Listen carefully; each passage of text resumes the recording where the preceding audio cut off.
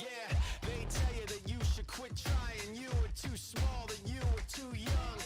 They tell you the chance is too slim, the world is too big, but you say how come? I'm ready to light a new fire, raise a new flag to cross a new sea. And if I'm ever the one in your way, then put your head down and run right through me. I keep settling for so much less. Don't take what's given, just demand what's next. We're looking for an open door, so we didn't see before. So we get out of here, plot twist that we didn't see coming. We're looking for an open door, so we didn't see before. Hard to get back.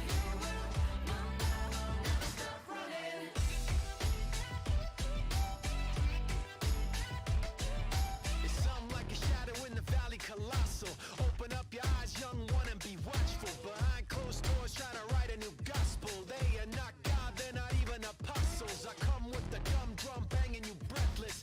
Enemies freeze, left bent and defenseless. Straight for the chest of anybody against us. The more they resist it, the more that they tempt us. I keep settling for so much less. Don't take what's given, just demand what's next. We're looking for an open door, so we didn't see before. So we get out of here, plot twist that we didn't see coming. We're looking for an open door, so we didn't see before. And when we get out of here, we'll take off and never stop running.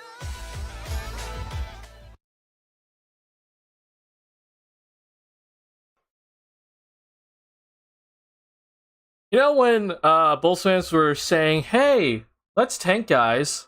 Let's just tank it the rest of the season because this Bulls team isn't gonna win anymore." Remember that, guys? Y'all remember that? You guys remember that? Because I remember that, and I'm gonna be calling out a bunch of Bulls fans from here on out because they said such things. But you know, after all the tank, ideas were finally out of the Bulls fan systems. Look at this, guys. We've won 2 straight games in a row against 2 of the top teams in the league.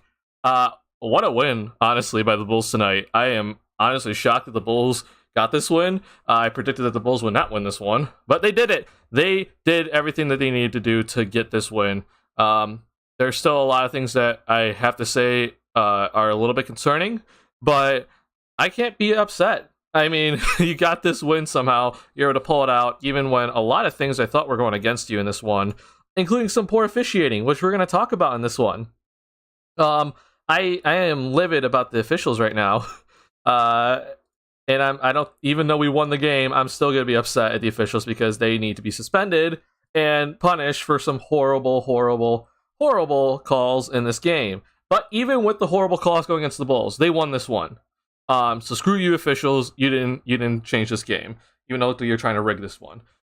Let's just first off start saying this. Like, I have to give props to this guy right here. Patrick Williams, his defense has been great, especially in the last couple of games. We saw Patrick Williams guard Jason Tatum pretty effectively, and then in this game we saw him have to go up against Giannis, and we saw multiple times Patrick Williams did exactly what he was supposed to do. Now, down the stretch, I will say, in that fourth quarter, P. Will, not very good defensive possessions against Giannis. There were a couple times when the double was coming on Giannis, and P. Will went for the pump fake, and kind of let Giannis go through the double team. That wasn't that good to see. But quarters 1 through 3, I can't complain. That was a great job by P. Will all night. Unfortunately, he did pick up 4 fouls. That's the reason why he come out early in the third quarter. But other than that, man, I was very impressed with what Patrick Williams has done. And I keep, this is the reason why I'm very high on P. Will still. His, the beginning of the season was rough for him. I was losing faith in him in the beginning of the season, but for a guy with his potential, you wait. You have patience for that sort of guy. And the Bulls right now, they've had they've had patience with him. And he is doing a great job. He's showing why you should have patience for a guy like him. Because, man, once he really starts to figure it out mentally, like I have faith that we're looking at a great defender in this league. So good job, Patrick Williams, tonight. You did a phenomenal job on Giannis, and you could tell that Giannis was getting a little bit upset as the game went on. So great job by Patrick Williams. But at the end of the day, it comes down to team defense. It's not just one person on defense, and the Bulls tonight did a great job defensively as a team. We saw guys in the correct spots in the rotations. We saw everybody give an effort, including DeMar DeRozan, who I've been critical of his defense to start the season. And we easily saw DeMar DeRozan's best defensive performance tonight, and I could not be happier about that because the Bulls needed it. If the Bulls had any chance of winning this game, everybody had to play defense. When we saw DeRozan in that third quarter basically take control of the game on both ends of the court. 15 points, I believe, in that third quarter. Maybe it was 18.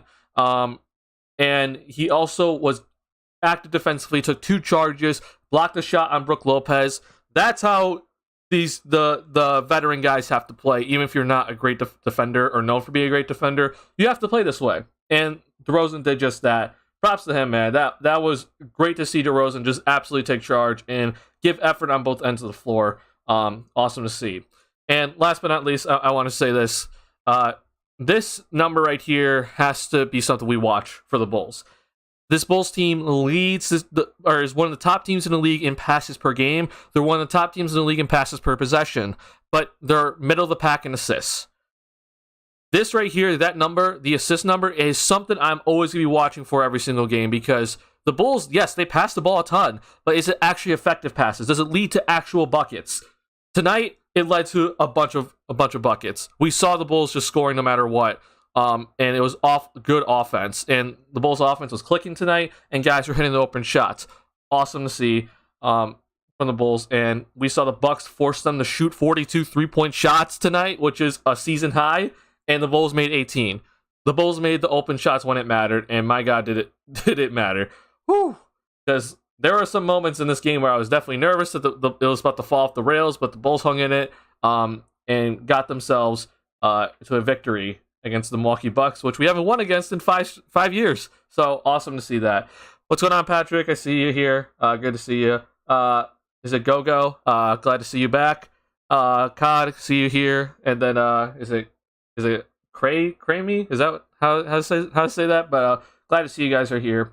Bulls always overreact when we lose. That is definitely the case, and I think it's just any Chicago sports team, just the entire fan base likes to overreact. But yeah, it is what it is. Luckily, though, all the tank talk should be over now. I know this Bulls team's record is not great, but it's not the time to tank. I don't want to hear the tanking anymore. No more tank talk. We're seeing this Bulls team can actually beat good teams. There's no reason to tank when that's the case. People, great defense, and Kobe White with 2 clutch threes. Yeah, Cod, we're going to get to Kobe White later in here, but oh my gosh, man. Kobe, this game, I was so impressed with Kobe White on the defensive end of the floor. His offensive side was definitely not great, to start the game at least. There were some decisions by him, some very bad passes by him. I was like, oh boy. But if you're not having a good time on offense, you have to show up on the defensive end of the court to stay on the floor. And Kobe was everywhere on defense. Like we saw him diving on the floor for loose balls. He was fighting over screens and staying in front of guys, including guys like Drew Holiday. Like he was doing a great job defensively. And then obviously he hit the big threes to help the Bulls get the lead and then ice the game at the end. So what a performance by Kobe. And good to see him back and playing well, because the first 2 games definitely weren't that great for Kobe, but this game he obviously showed his value, and it was more on the defensive end that I was just so impressed by him. Remember when I said Kobe needed to find a shot last game? Yes, Luke, you definitely called that. Kobe 100% needed to find a shot, and he found it at the exact right time, because he didn't really exactly have the shot early in this game, but he found his shot at the last moments, and it mattered a lot as DeRozan was definitely getting double teamed, and that's when you saw the Bucks really start to just say no DeRozan buckets. But then Kobe White came in and hit 2 threes, and that allowed DeRozan to go 1-on-1 for the rest of the game. Why do you think Zach played terribly down the stretch this game? It seems like he's putting so much pressure on himself to be that guy. I think it was partly due to that there was no Dragic tonight. We saw Zach, he hit his first shot in the fourth quarter. I was like, okay, we're going to be okay. But then we saw that second unit just fall apart to start the second quarter. And I think it was honestly because Zach was playing point guard, and he's also the guy. Like, I don't think we understand how important Dragic is to this team sometimes. And it's not like, through like the crazy passes to Drummond or lob passes, right? Dragic is the point guard of that second unit. He takes so much pressure off of Zach, and Zach was just trying to score do everything for that team in the start of the fourth quarter. And I think honestly fatigue played a huge part in it, unfortunately for him, because he played the entire fourth, and he looked fine initially, and then we saw him missing some open shots that he should have made. I mean, look, man, I'm always just going to be like, I know people are always pissed when Zach is like, he's going through that cold stretch. Like, I understand it, but at the end of the day, he needs to shoot that shot. And he shot the shots, he wasn't afraid, and he just didn't make them. So I'm living with it because I know that dude can go off for 20 points in the fourth quarter. But I understand why people will be upset with it. And you know what? That's totally fine. I get it. But yeah, I mean, we saw Zach, he struggled down the stretch, but what I will say, what he did do well was he was at least locked in defensively, and he was the point guard down the stretch because Io was being taken out. We saw Io get taken out because of some bad plays by Io, and it forced Kobe to come back into the game, and Zach was the point guard down the stretch. And he did a great job not turning the ball over. He set up the team well. So good job by Zach to, at least not ruin everything else. Like, if his shot isn't going down, that doesn't mean you can't play defense. That doesn't mean you can turn the ball over. He did that. So he deserves credit for that. But he needs to make shots down the stretch. I think tonight it just, he got off to that great start, but I honestly think after that flagrant foul was called against him, that his jump shot never looked the same because he wasn't allowed to shoot his normal jump shot. Which was a ridiculous call, and I think the officials should be suspended for that horrible call. But that's not going to happen. I don't know if you guys can tell, but I have raspiness in my voice, and it's because I was screaming at my TV when that flagrant foul was called against Zach, because that was the most stupidest call I've probably ever seen this entire season, and I've been saying the officials have been probably the worst I've seen in years. So I apologize for that, but like, my God, man, I don't know what it is. The officials just suck right now. What's going on, Marvin? Good to see you here. Been missing in action for a week. Went on a long deserved break. Came right back on time. How about them Bulls? 8-10 with the second toughest schedule in the first 20 games. Yeah, man. It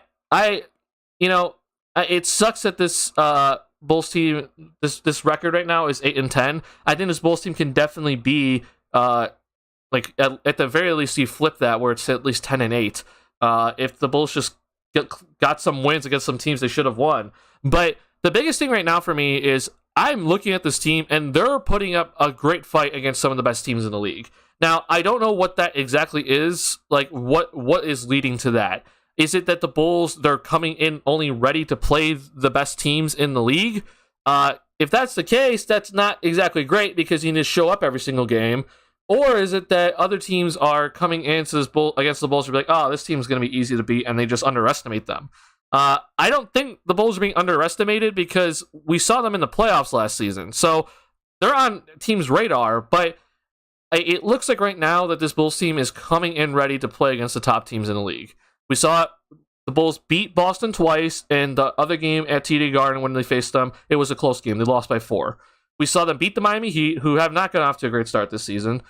We saw the Bulls against a healthy Philadelphia 76ers team almost win that game, except if it wasn't for a Joel Embiid 3. And now the Bulls have just won against the Milwaukee Bucks. That's huge. Like, that can't go ignored. That can't just be ignored. So the Bulls have had a very rough schedule to start. A lot of back-to-backs, a lot of 4 games in like 6 nights, or 4 games in 5 nights, or 3 games in 4 nights, I should say. And they're hanging around now. Like, it's good to see now because I've been saying for a while, like, the Bulls have to get back up to 500 and just kind of, tread water at 500, because if you look at the rest of this East, man, like, the Bulls now, they're 8-10, but they're 3 games out of 4th. Like, it's very, very close in the Eastern Conference. It's not as close as the West. The West is, I mean, you look at how close it is in the West, that's a whole different story. But the Bulls have to tread water because they're in this mix right here. And you can't allow yourself to fall below these teams that are in the mix for like the middle playoff positions. And right now, I mean, the Bulls, they went on that horrible losing streak, but they're back now, and they're back to almost 500. Once we get to 500, man, I'm going to feel a lot better. And it's good to know, like, okay, we survived the toughest part of the schedule probably for this entire year, except maybe come in March. And we're okay. We're doing all right. We're winning against good teams, which is good to see because the Bulls didn't do that last season. So now the next step is win against the teams that you should win against, and you're looking at a very, very solid team again. So, yeah, Marvin, you're definitely correct that second toughest schedule to start. That is absolutely correct. And it's good to see that, hey, we're at least close to 500. It looked pretty bad, last week, but we're close to 500 again, which is the important part. Get back to 500 and just tread water, honestly, until like mid-December. That's when you need to start taking off, and then that's when things get real. And I think this Bulls team will be doing just that because the schedule gets a little bit easier at that point. All right, other things I want to talk about in this one. The Bulls, they're rebounding. The Bulls' defensive rebounding has actually been pretty solid to start the season. I don't know what happened in this game. It just all of a sudden the defensive rebound just kind of went off the rails, and I wasn't very happy seeing this. I thought the Bulls they were not getting those 50-50 rebound balls that they should 100% get because long shot, long rebound. We know this Bucks team jacks up threes, just like the Celtics do, and you absolutely destroyed the Boston Celtics in the rebounding battle in their last game. I know in this game the Bucks are bigger, but it wasn't like the Bulls were getting out-rebounded because of size. They were getting out-rebounded because of hustle. And that made no sense to me. So the Bulls have to just do better rebounding. Like, no one had more than 5 rebounds tonight on this Bulls team. And, except for Drummond. And Drummond had 8, 7 defensive. But even Drummond's going to do that. But I'm looking more specifically at the guards. Like, I'm looking at I'm looking at Zach. Like, I'm looking at Patrick Williams. Like, these guys on the perimeter have to do better job rebounding because long shot, long rebound, it's not going to always be the center getting the rebound. It has to be the guys on the perimeter. They have to go get the rebound. You can't leak out and try to get like a fast break opportunity. That's not going to happen. It just can't happen. So you have to secure the rebound. Luckily tonight, it did not kill the Bulls. It was, definitely a problem for the Bulls as the Milwaukee Bucks had 16-second chance points when they 100% should not have had that many second chance points. But the Bulls made up for it. They made sure, at least down the stretch, they weren't getting, I'm talking the last 4 minutes, the Bulls did not give up that many offensive rebounds. I don't think they gave up any, honestly. And they did a good job of just making sure the Bucks were one and done on defense or on offense down the stretch. So it mattered when they got it done when it mattered most. But throughout the game, that was inexcusable. I was seeing too many easy rebounds for guys just to go after and not even have to dive on the floor for, and it's just because of a long shot, and they just didn't get it. So Zach, Ayo, Green, Kobe, DeRozan, Williams, like these guys have to rebound better. You have to rebound as a team. That was a huge issue all game. How many rebounds did the Bucks have? So the Bulls were definitely out rebounded tonight. It was not good. So if you want to see the difference, it was this. So as you see, it wasn't great. Bulls were out rebounded by 13. And offensive rebounds, the Milwaukee Bucks had 11. Like, you just can't have that if you're the Bulls. You can't give up 11 offensive rebounds. Now, the Bulls won, and that's great that they won. But, again, this is a trend that can't continue. The Bulls did a great job against the Boston Celtics and not giving up any second chance opportunities. Tonight, they didn't do it, but they did it when it mattered most, where they got the one-and-done stops. So, good job by the Bulls tonight. But even though they were out rebounded, the Bulls, they made up for it in other areas. Like I talked about the assists earlier, which is huge to see, 30 assists. The Bulls, they pass a lot, they pass a lot per possession, but it has to lead to assists. And sometimes it doesn't lead to assists, and that's where this Bulls team gets in trouble. But 30 assists tonight, great. But we saw in the hustle categories where the Bulls really made up for the lack of rebounding. 9 steals tonight. That's awesome. We saw a lot of guys getting their hands on the ball, notably Javonte Green. coming in and stripping the ball from Giannis or going into passing lanes. That was great to see. The Bulls on the pick and roll tonight, defending the pick and roll was really good. They didn't let Giannis or Brook Lopez get those lobs to the rim that we usually see. And then 12 blocks, man. I mean, Casey Johnson tweeted out something. I'm going to bring it up here, but there were so many Bulls players that had 12 blocks on the game tonight, including DeMar, and I think Kobe White as well. But it was just interesting to see that this Bulls team was getting so many blocks on the defensive end. When we know this Bulls team is not a shot blocking team, but that was really good to see. Let's see here. Let me see if we can pull it up here. Let's see here. So the Bulls had. Let's see. I'll find it in a second here. But yeah, it just was interesting to see like how many Bulls players. Yeah, 5 players. Let's look at this tweet by Casey Johnson. 5 players: DeRozan, Williams, Dosunmu, Drummond, Green have 2 blocks for the Bulls, who have season high 12 already. Like, that's insane to me. Right, the Bulls had so many blocks from everybody tonight. So good defensive effort overall by this team. Now, even though that the Bulls did not get the defensive rebounds that they probably should have, I have to applaud them for their defensive effort. This was a fantastic defensive effort in tonight's game. Not only were you making Giannis have to work for his 36 points tonight, but you were forcing the Bucks to shoot outside shots. And that's exactly what we want to see, right? We want this Bucks team to shoot as many shots out on the perimeter as possible. And we saw it really defense lock in down the stretch, and we saw Bobby Portis take like a really contested 3. Brook Lopez take a really contested 3. And we're talking down the stretch shots by the Milwaukee Bucks. That's exactly what you want to see from this Bulls team. Force those guys, the big men, to shoot outside. You do that, you're doing your job. And the Bulls did that down the stretch, and they were doing it almost throughout the entire game. There was a little, couple of runs in the second quarter and the fourth quarter where it did not look very good. The Bucks were getting a lot of paint opportunities, but the Bulls did it in crunch time when it really, really mattered, and they got exactly what they wanted, which was Portis 3 or a Lopez 3. Right, that's exactly what you want to see down the stretch. So they got into the squad. They're looking a very different team since Zach's mentioning. Yeah, they definitely are. I think it was honestly that Magic game, like Zach getting benched. You could take that as being part of it, but I just think losing to the Magic was such a huge issue for this team. Like the team pride. Guys, they understand that they should have won that game. And they probably saw like, hey, we almost won that game when we 100% should not have been in that game. They only played for 24 minutes, but we almost won it, and you got wrecked for it. So I think it was more of a wake-up call for everybody that you just lost to the Orlando Magic. That can't happen. And it's good to see the team respond because of after that loss, because that loss just is inexcusable. But yet again, it just fits right into this trend where this Bulls team is beating the best teams, but yet they struggle against the poor teams. Like, this Bulls team has lost to the Washington Wizards, the San Antonio Spurs, the Orlando Magic, and yet we've won against the Milwaukee Bucks. We beat the Celtics twice out of 3 games. We've won against the Miami Heat.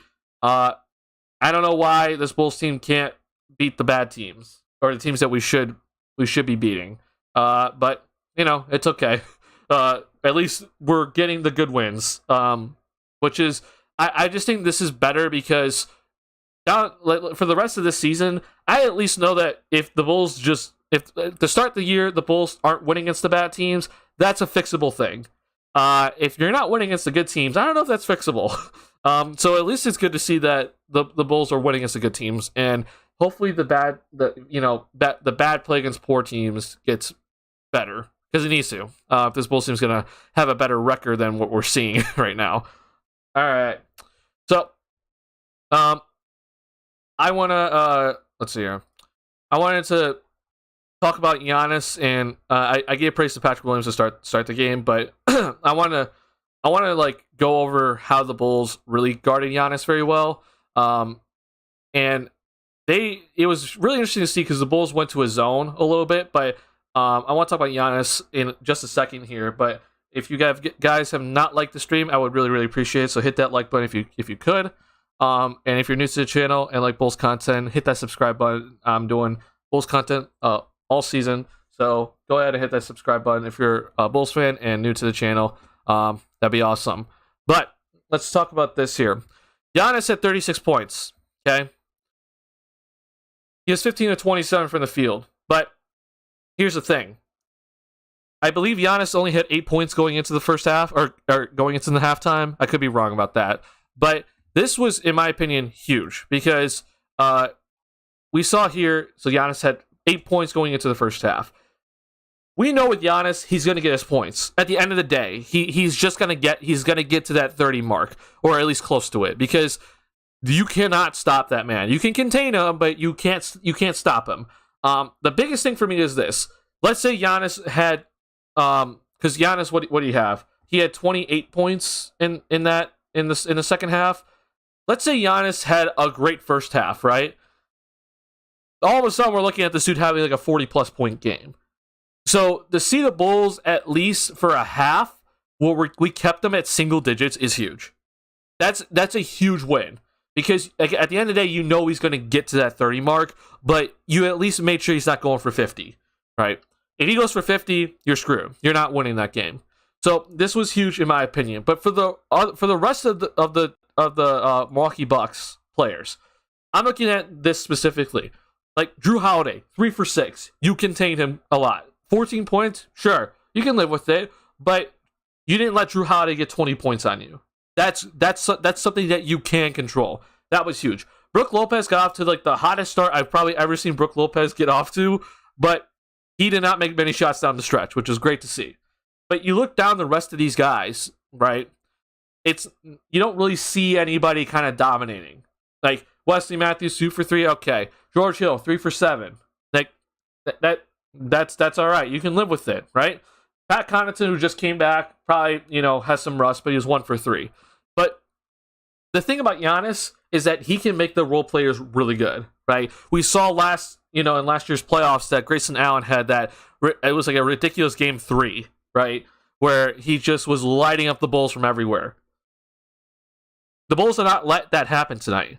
Yeah, Brook Lopez can go for 20, but he got off to a hot start, but then he went away. Drew Holiday, only 14, right? Which is around what Drew Holiday's going to do from here on out, but like he didn't go off for 20, right? Or didn't get 25 plus. When you know he can do that.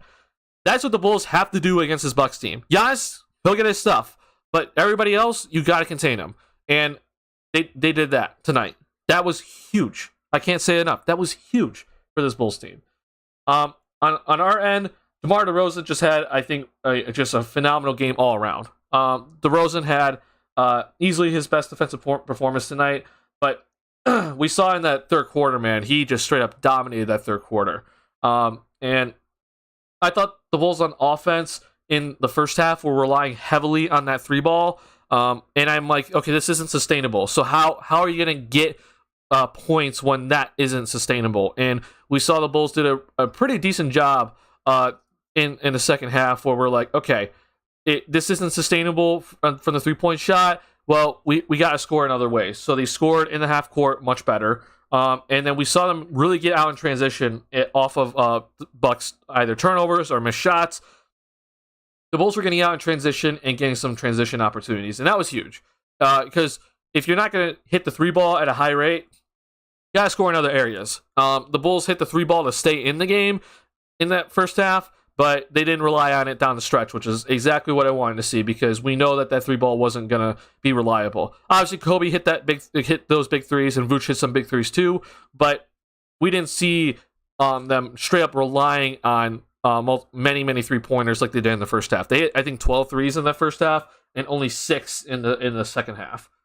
So good job by the Bulls to adjust, because you're not going to hit the threes at a 50% clip like you did it in that first half. So good job by the Bulls to adjust on that.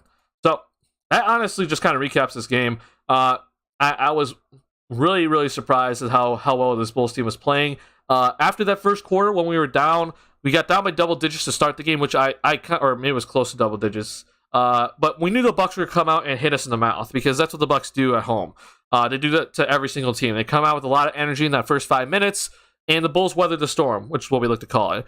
They didn't let the Bucks just absolutely take over, and Billy had to call like a timeout in 2 minutes into the game. Billy called an early timeout, but we made sure the Bucks didn't go out to like a 15-point lead to start the game. because at that point it's probably too big of a hill to climb. But the Bulls stayed in it. Then they weathered the storm, got back in it in the first quarter, and made it a 1-point game at the end of quarter one. That's huge. That's just absolutely huge. And then in the second quarter, it was kind of a similar situation after that whole, Zach and his getting called for a flagrant, which again, I don't get it. But we saw the Bulls get down by 12. But we saw them fight back and basically only are tied the second quarter and go down only be down by 1 at halftime. So twice the Bulls weathered the storm, and then they got the lead in the third quarter and then won the game in the end. Now, I want to transition over to this here, which is the Zach LaVine flagrant foul call. That made no sense in my opinion. Let's just look at this as Robert Schaefer tweeted this out, which made, again, I don't understand this whatsoever. You guys tell me what you think on this play, because I'm livid still about this. I'm still not over it. This right here, so Zach's having a great game to start the game. He hit some he had 2 big threes early in the game to keep the Bulls in it. And he comes off, and this would have been his like 4th straight make. And I'm looking at this play, and all of a sudden this play is waved off. And Zach hits the shot, okay? And I don't exactly remember what the score was at this point, but Zach hits that shot, and all of a sudden it's taken away, okay? That's 2 points gone. Then it's called an offensive foul, and it's called a flagrant foul penalty 1, which made absolutely no sense to me, in my opinion. I was screaming at my TV when that happened. But just think about what just happened here. That's a 4-point swing, because 2 points got taken off. 2 points got taken off for the Bulls, because Zach hit the shot, but those points got wiped away. And then George Hill goes down and makes 2 free throws. Right? That's a huge swing in the game. That's a 4-point swing. And then the Bucks, they scored on that same possession. So it was a 6-point swing in the game. And that's a humongous call at the end of the day. And I know people were talking Zach's in foul trouble. This ended up not being a personal foul against Zach, so that didn't matter at the end of the day. But we're talking about one of the biggest calls in this game that could have 100% had the Bulls going off the rails. And luckily that didn't happen. But this right here to me is one of the worst calls I have seen all season. Jason Tatum, if you watch him, the dude kicks out his right leg all the time when he shoots a shot. It almost looks like Jason Tatum is always fading away when he shoots his jumper. Always. But for some reason, tonight, Courtney Kirkland and his officiating crew decided this is a flagrant foul penalty 1. If this is called a flagrant foul, then to me, fadeaways are not part of the game anymore. Fadeaway shots are just not something that is allowed. Because everybody, and I mean everybody, does this little kick out with their leg when they're shooting a fadeaway. It's how everybody shoots it. I don't understand why this was called a flagrant foul, but if this was called tonight, then I hope that around the rest of the league that it is called on everybody. It should be any time that we see someone kick out their leg when shooting a fadeaway shot and they make contact with their defender, that it should be called a flagrant foul penalty 1. That's what this is the precedent that this is setting up now. We know it's not going to happen, right? But if this is being called, I have to see it for the rest of the league, so I won't be upset. But we know that's just not going to happen. So, in my opinion, because this was such an egregious call, the NBA should take a look at this and put an actual decision out and say, was this correctly called or incorrectly called? And then, if it was incorrectly called, these officials should be suspended. I've been calling for official punishments for the longest time because we're seeing too many officials do a horrible job, and their missed calls or bad calls are ruining games. We've seen it so many times this season. Jeremy Grant hit a game winner, and he traveled easily on that game-winning shot. Traveled easily, but nothing was called. Kevin Huerter shot a 3, and he was clearly fouled and would have tied the game, but nothing was called. Klay Thompson absolutely fouled Kevin Huerter. Nothing was called. Tyler Hero defeated the Sacramento Kings on a game-winning 3-point shot, but he traveled. Nothing was called. That's the stuff that to me is just straight up inexcusable. We are seeing too many missed calls and too many bad calls this season, especially in big moments by the officials. You have to hold these guys accountable. And seeing this tonight, Courtney Kirkland and his officiating crew, they should be suspended and fined immediately. And I'm not saying fire them, but they should be suspended because this is a stupid call. And you ask anybody else about this, they say it's a horrible call. Like, this was so bad that Casey Johnson said that this was a horrible call. And we know that Casey Johnson thinks that he doesn't ever voice his opinion on stuff with the officials. So it's ridiculous to see that these officials are allowed to get away with this still, and the NBA needs to do something about it. Because this stuff can't happen. This was just them deciding, hey, we're gonna make this call tonight. Unreal. This was not the precedent. This was not being set initially. Like, we've never seen this ever called before, and then this was called. It's just god awful. It's horrible officiating at the end of the day. Yeah, I see you, Patrick. After the Bulls-Wizards game, when DeMar missed the game-winning three, the NBA tweeted the next day was a foul, and the refs missed it. Yeah, that's another one. And we saw Anthony Gill actually fouled DeMar DeRozan on that game-winning three-point shot because he got under him. And if anything, that's a flagrant foul, right? Because that's the Kawhi Leonard rule, where if you get under a guy's landing space and he lands on you, that's a flagrant foul, and nothing was called. So it just mind blows me that we're seeing this horrible officiating this year. I don't know what it was about the month of November, but like the month of November, the start of it was some of the worst officiating I've ever seen. By the refs, by the officials. It's just so bad. So, to me, this was the stupidest call I have seen this season, and I've seen some horrible calls, and that NBA needs to do something about it. Straight up. I know they're not going to do anything about it, unfortunately, but it is what it is. It's just how it's going to go. I'm pretty upset right now with the officials, and I think this took Zach out of his comfort zone, because all of a sudden now he's starting to think like, hey, I can't shoot my normal jump shot. Like, just think, Zach LaVine has shot this way for his entire career. If you look at a three-point shot he made earlier in the game, it's the exact same motion with his leg. He always lands this way. But yet, all of a sudden, he's saying, the official said, no, that's a flagrant foul. It's just, oh my God, man. I'm livid with how the officials are doing things this season. So, I apologize for my rant. I apologize for how upset I am about the officials, but it's honestly time to start thinking about punishing the officials, because when you make these calls that are just either blatantly bad or blatantly obvious and you miss it, you're not doing your job. And I'm being told that these are the best officials in the world. That's just straight up not true at this point. It's just straight up not.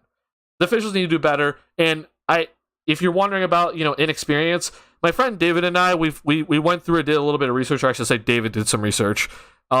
David did some research on the current officials. And he looked up his the cumulative experience for the officials, like, or the average years of officiating, and the average years is 10. The average years of experience is 10 years.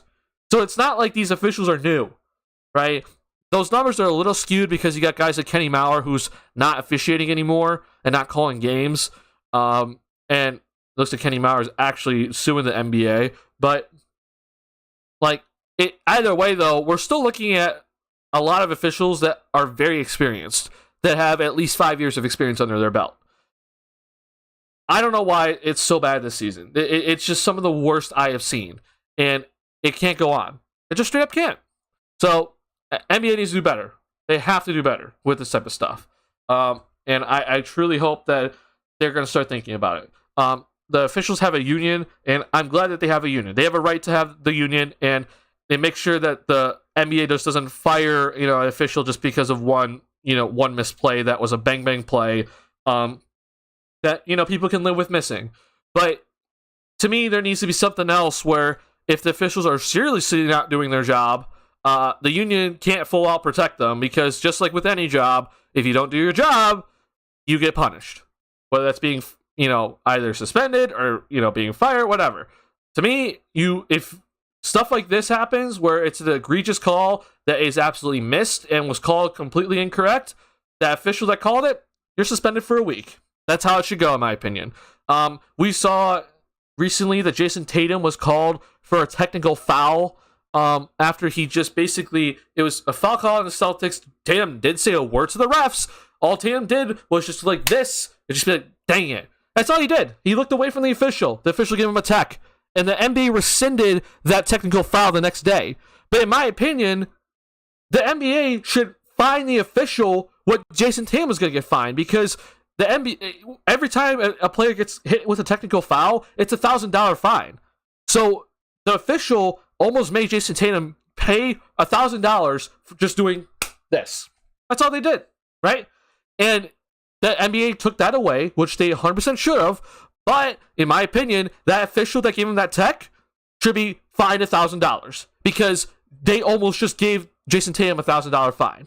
Because you think about the power dynamic that does like that the officials have on the players currently, like that official can just straight up just decide whenever they want to make Jason Tatum pay $1,000.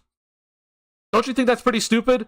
That's a horrible power dynamic, and the NBA won't punish that person for incorrectly giving him a technical foul.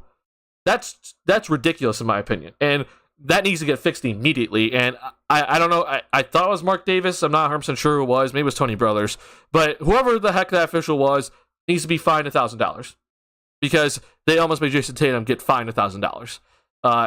Unreal. Just unreal officiating to start the season. And I don't know what's being taught. I know being official is a tough job. I'm not saying it's not a tough job, but they got to do a better job, because we're being told this is the best officiating in the world, and it's just not this season, straight up not. Yeah. I want to try to see if I can find a play here. I don't have it written down, so I apologize if this takes a little bit. But there was a play by Javonte Green. Actually, I'm just going to go through the play-by-play here, where he did a fantastic job reading the pick and roll tonight against the Milwaukee Bucks. So it just shows you how well the Bulls were prepared for this game, and I applaud how well the Bulls defended the pick and roll tonight. They just did a great job with it. Let's see if I can actually just do this here. Still,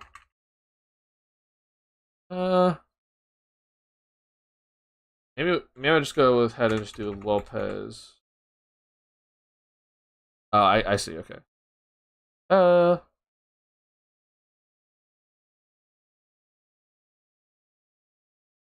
We'll see. But anyway, I just wanted to find a play if I could. I don't know if I'm going to find it here, but Javonte Green did such a great job of stripping the ball from Brook Lopez, but it was because he got to the spot before the ball before Lopez could score. So I just thought it was just a great job by Javonte. It looks like the video's not available, so that sucks. Let's see here. I'm guessing it's this 6:24 in the third. I just want to show this play if I can, because I thought the Bulls just did such a good job defending the pick and roll tonight. Yeah. Let's see. Where are we at here? Timeout.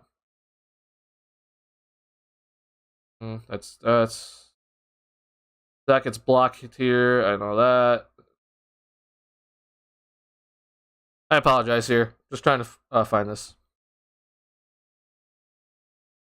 That's a bad pass.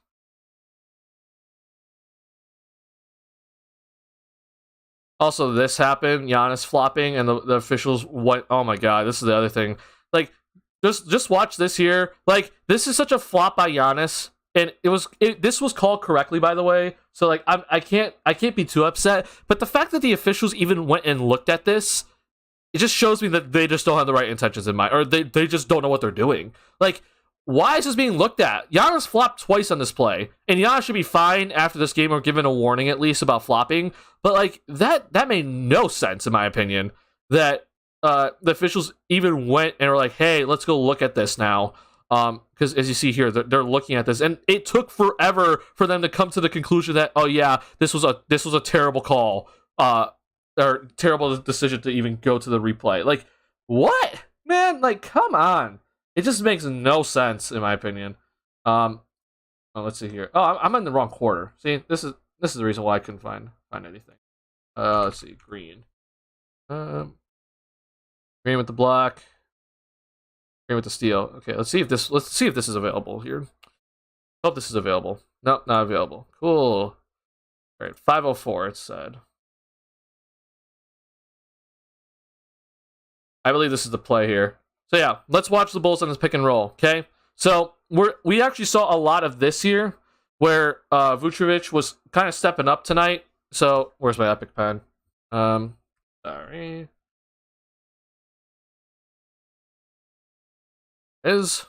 So we actually saw a lot of this. So Vooch actually came up here to basically stop Holiday from turning the corner, right? We wanted to make sure that Drew Holiday wasn't able to get right into the lane, because if he's able to, then it's a straight, either line drive to the bucket for Holiday, or he passes it to the open man. So driving kick scenario, right? But Vooch doing this shuts off that drive, right? So now Caruso's able to get back in front.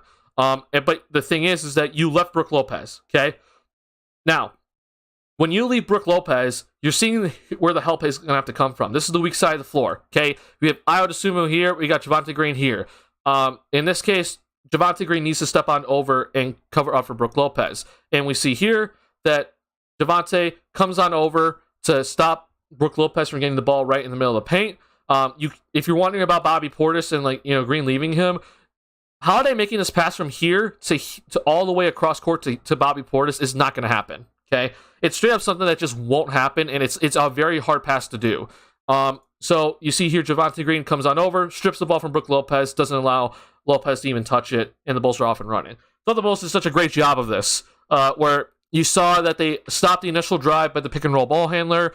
The roll man is then rolling hard, but then you saw the weak side come on over and shut that off completely. We saw Zach LaVine get a couple of steals, we saw DeRozan get a couple of steals off the weak side just from doing that, right?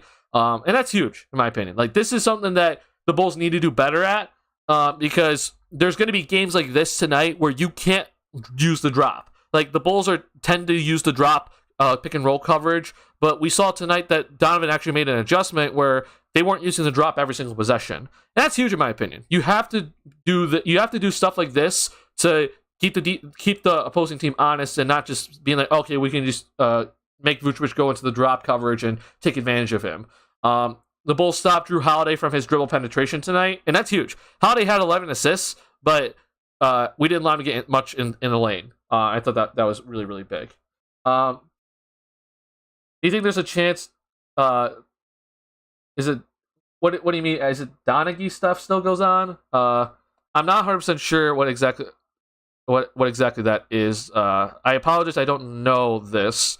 I feel like they could definitely give out warnings more often during games. I agree with you with that for flopping. Yeah, they definitely need to give out. They definitely need to do a better job of giving out warnings, because I don't think Giannis is going to get a warning. He should, but I also think the officials that call the game should just give out a warning. Like, they should actually be able to give out a warning for flopping, because the amount of flopping we're seeing is just egregious. This was a good and competitive game. Vucevic, DeMar, and Kobe were clutch with those within the last 2 minutes. Yeah, definitely. Those three guys stepped up. Zach did not step up, and luckily others were able to step up. So that was huge by those guys. Good defensive pick and roll, such a breath of fresh air. Yeah, I mean, how many times have I said the Bulls did a bad job defending the pick and roll, right? This was actually a good job tonight, because if you really think about it, the only way the Bucks were really able to get into the paint was just Giannis just going and being a freight train and running down the middle of the floor, and him being Giannis and pushing everyone out of the way. If that's the only way that a team is getting dribble penetration or ball penetration into the paint, I can live with it, because no matter what, Giannis is just gonna get into the paint. Like, we can do everything possible, but he's still, no matter what, every game gonna get into the paint. We can build the wall. We can completely double team him or triple team him. No matter what, he's gonna get into the paint. So it just shows you that if you can limit the dribble penetration for the Milwaukee Bucks just to that, you'll be in pretty good shape, as the Bulls won today. How about some love for Kobe's defense tonight? Yeah, I shouted out Kobe's defense earlier in the stream, Adam. I don't know if you were here, but I even tweeted this out during the game that I said this. Where is it? This. I tweeted this out because Kobe was playing great defense all game, in my opinion, and we saw him really get into I think it was Drew Holiday in the pick and roll. that he was fighting over the screen and he was just straight up on Drew Holiday's hip and sticking with them. And that's exactly what you want to see from Kobe. But I said this, even though Kobe had some defensive or offensive errors tonight, where we saw him make some very poor passes and try to force passes into the lane when there's just nothing there, right? Or we saw him try to force like a mid-range shot in transition.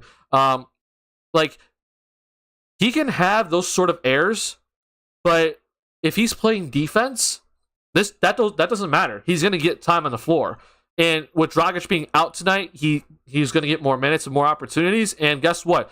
He took advantage of those opportunities, not on the offensive end, but on the defensive end. And then because he took advantage of that opportunity on the defensive end, he then got another opportunity in the fourth quarter. Because if you play good defense, man, you're going to get your opportunity. And Kobe White did just that tonight. He got another opportunity in the fourth quarter, and he took advantage of it with hitting 2 huge threes. So that shows you what Kobe White needs to do, and I'm very, very happy that he showed up tonight and was really showing on defensive end. Notice that early in the year, massive improvement on defense from Kobe. I agree. I think Kobe's defense has overall been improving. And this year, it's definitely better than last year.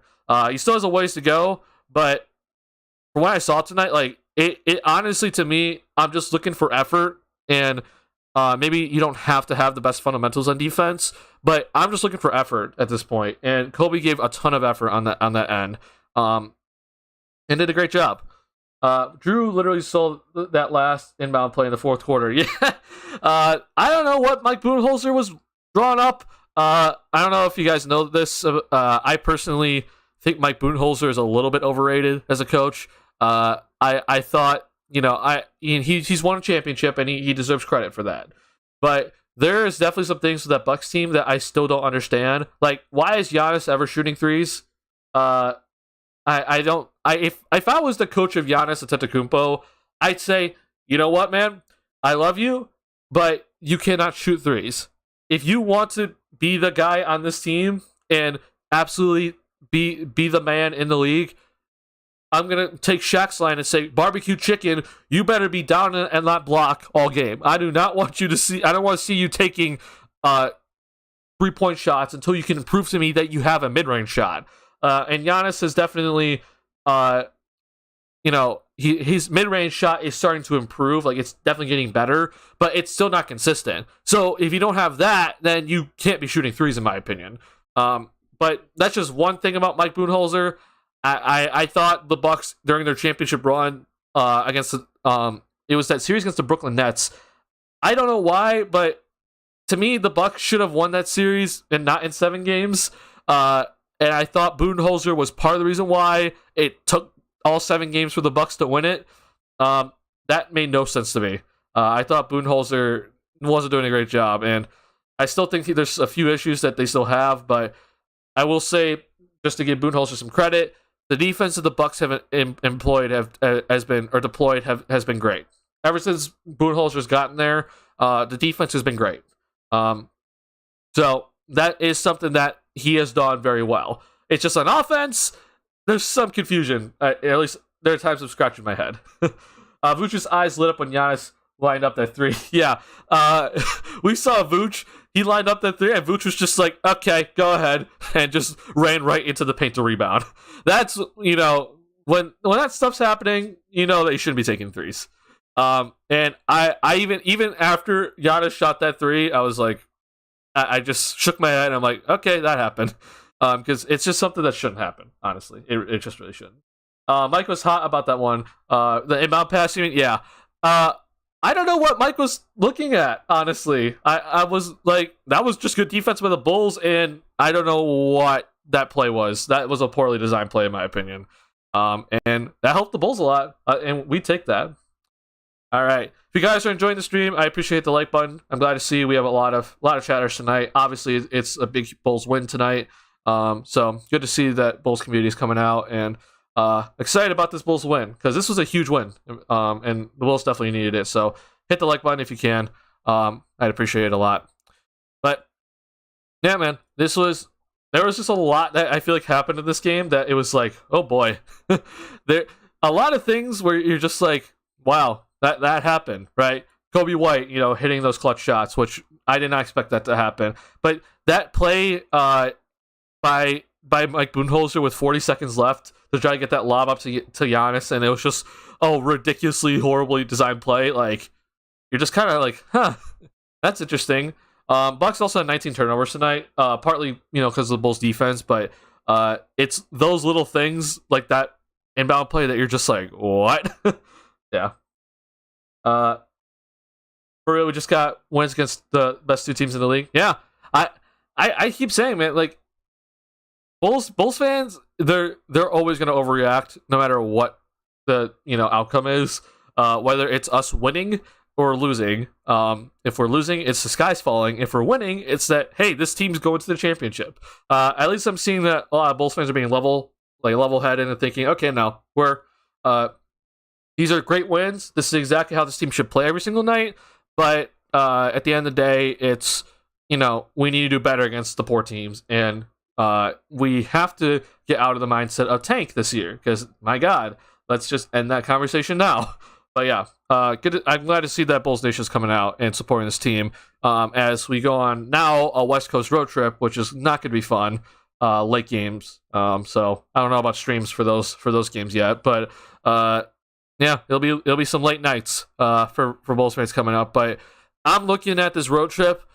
I said it after that Celtics win on stream. The road trip coming out for the Bulls, it's a 6-game road trip, and we're going out for 5 games in the West. If the Bulls just show up every single game, they should be 500, or they should have a 500 road trip. Okay, go 3-3, right? If you just show up every single game, in my opinion, you're going 3-3 because this team is too talented to be losing all 6 games if they show up every night. If you just show up every night, you're going 3-3. Now that you won this game against the Milwaukee Bucks, in my opinion, you can go 4-2. You can definitely 100% go 4-2 on this road trip. You just got a win against the second best team in the Eastern Conference, second best team in the league, and now you got 2 games against the Utah Jazz and the Oklahoma City Thunder. I think someone else mentioned that earlier. So, yeah, you're seeing how important those games are going to be. But those are 2 very winnable games for this Bulls team. I know the Jazz have got off to a great start, but I've been kind of saying, man, that something's going to go wrong for them. And what's gone wrong for them is Mike Conley's out. And they just lost against the Detroit Pistons, who have, I believe, the worst record in the NBA. It could be the Rockets. But when Mike Conley went out, I'm thinking to myself, oh, this is the start of the end for the Jazz. Because Mike Conley is such a huge part of that Jazz team's success currently. And you're seeing here that, they just lost to the Detroit Pistons. So I think this feel-good story for the Jazz is over. And the Bulls need to take advantage because we're about to face them soon. So go into Utah, get this win, and then go into OKC. And that OKC game is going to be harder, in my opinion, than the Utah Jazz game because I think still teams are underestimating OKC. They're 7-11, but they play hard every single night. And my God, is Shai Gilgeous-Alexander very good? That dude is amazing, and I was a huge fan of Shai when he got into the league, and I'm really happy to see how well he's playing. But this dude right here is already one of the best guards in the league.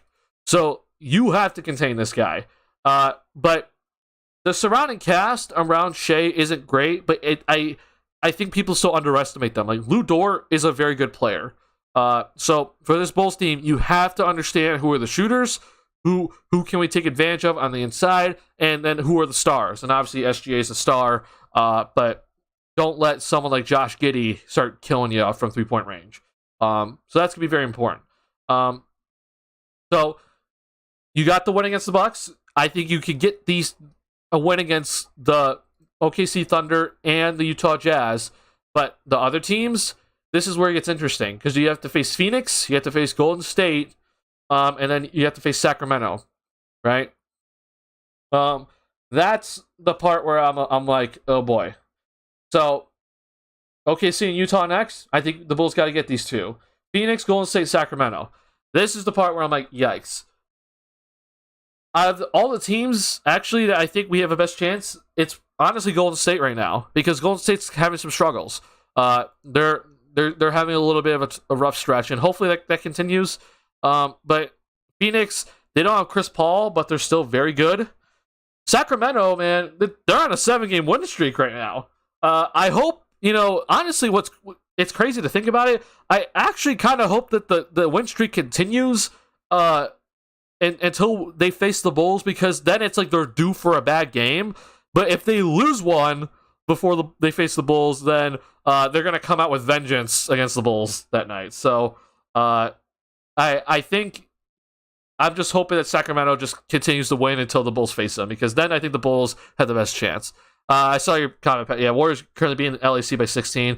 Yeah, so obviously, no Kawhi Leonard, but yeah, it's just gonna be interesting to see what this Warriors team does, because I mean they're also 8-10, like this Bulls team is. There is nobody playing for this Clippers team currently. No disrespect to these guys, but no Paul George, no Kawhi Leonard. So Warriors should win that one, honestly. And they have everybody playing tonight, so yeah, they'll be winning. I just think that like we'll see like a great game of this Warriors team, and then the next game they put up a dud. So if the Bulls come in and like punch them in the mouth early, I could see the Bulls winning that game.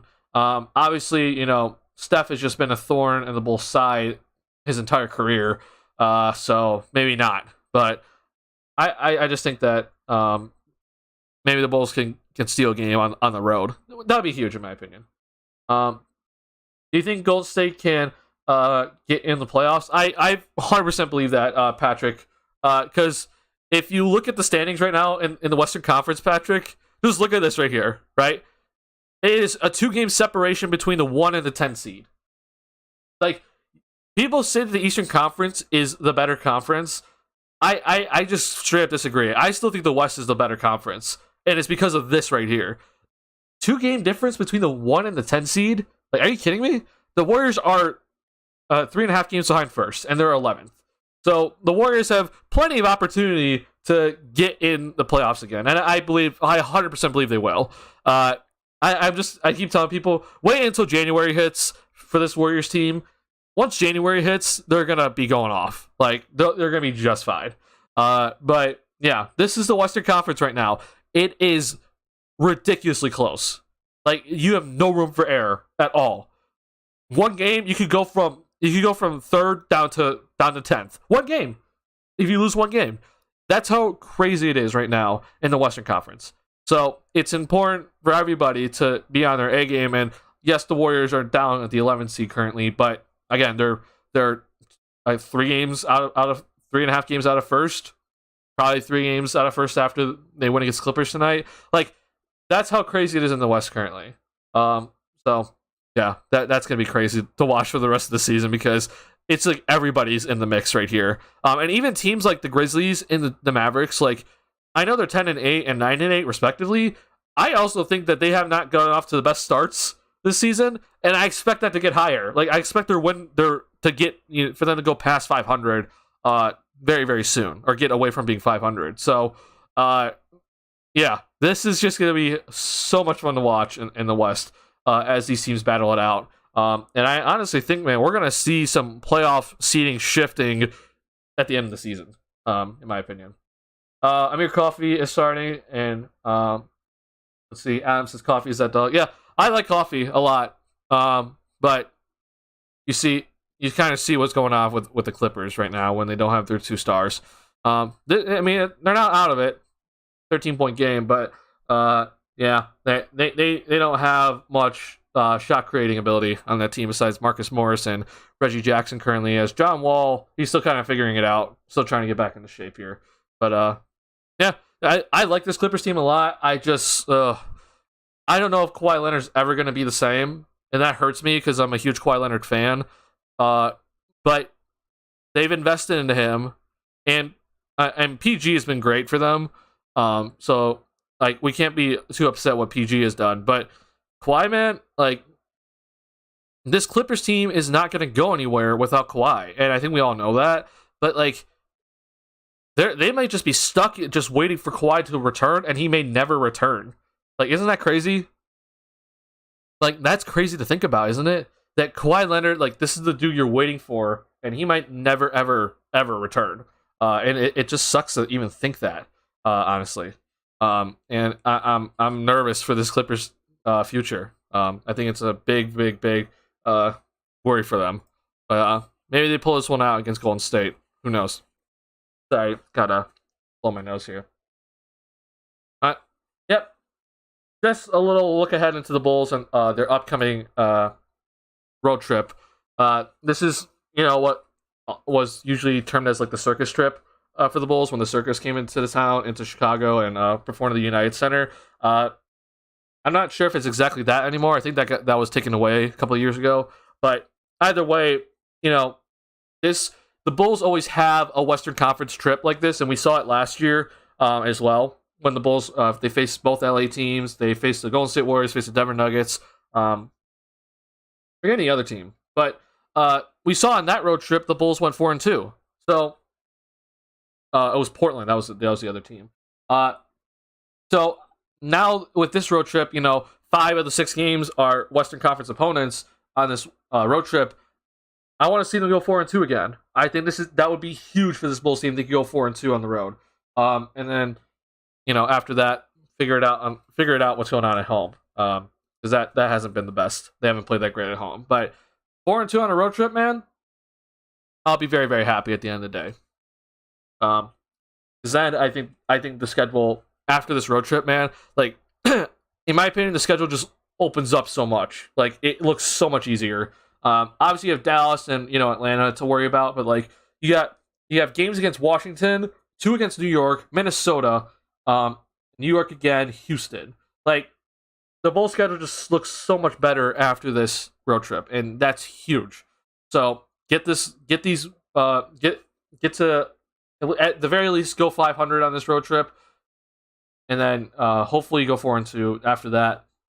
You should look pretty. This team looks pretty good from here on out. It's only 5 games, not 6. Yeah, it's a 6-game road trip though. It started out tonight against Milwaukee, but it's a 5 games against the Western Conference. But 6 overall games. 6 overall road games. Yeah, this will be huge.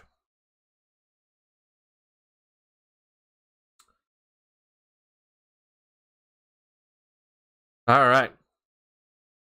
Now that we've covered the Bulls win, again, if you have not liked the stream yet, I'd appreciate if you would. It helps out the channel a lot. A lot of people are enjoying the stream tonight. That's awesome to see. Obviously, the Bulls winning helps that, but I'm glad people are enjoying the stream because this has been really fun for me. So I want to see more people enjoy the stream as well, and hopefully can continue building on this because this is great to see.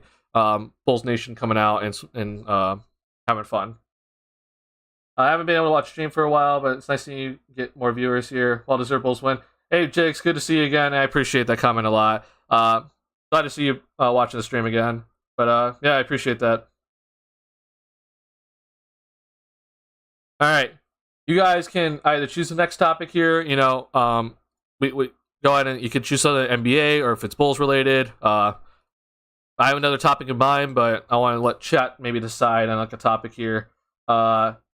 If you guys want to decide on something, whether it's MVP race or whatever, is potentially Miles Turner getting traded, who knows, stuff like that. But if you guys don't have anything we want to talk about, then I have another thing I want to talk about here coming up about the Bulls. But go ahead and type in any sort of topic you guys want to go over. I apologize for my nose, man. I have been having some allergy issues recently. So yeah, I apologize that I have to do this. It's not fun to look at on stream, and I know that. I apologize. I believe Giannis is alone at the top of the MVP race. Ooh, okay. That's a good topic starter. May I ask who is your number 2, even though that they're nowhere close to where Giannis is, in your opinion, Patrick?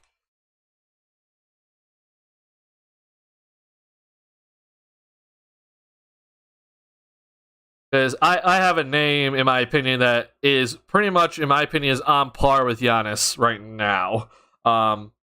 That I would put at like basically him and Giannis are like tied for me. I will say that I think Giannis is gonna win it again. Like I truly do believe that he's gonna win it again. Joker or Tatum? Okay, yeah. So in my opinion, Jason Tatum is like right with Giannis. Just looking at how the Boston Celtics are currently, I know the Bulls just beat them, but they have the best record in the league, and Jason Tatum, in my opinion, is just playing phenomenal. The dude has just been great. So in my opinion, it's Giannis, Tatum at 1 and 2, and then number 3 would be Joker, in my opinion. But after that, it gets kind of interesting because now Joel Embiid had a good little run, but obviously the 76ers aren't doing the best.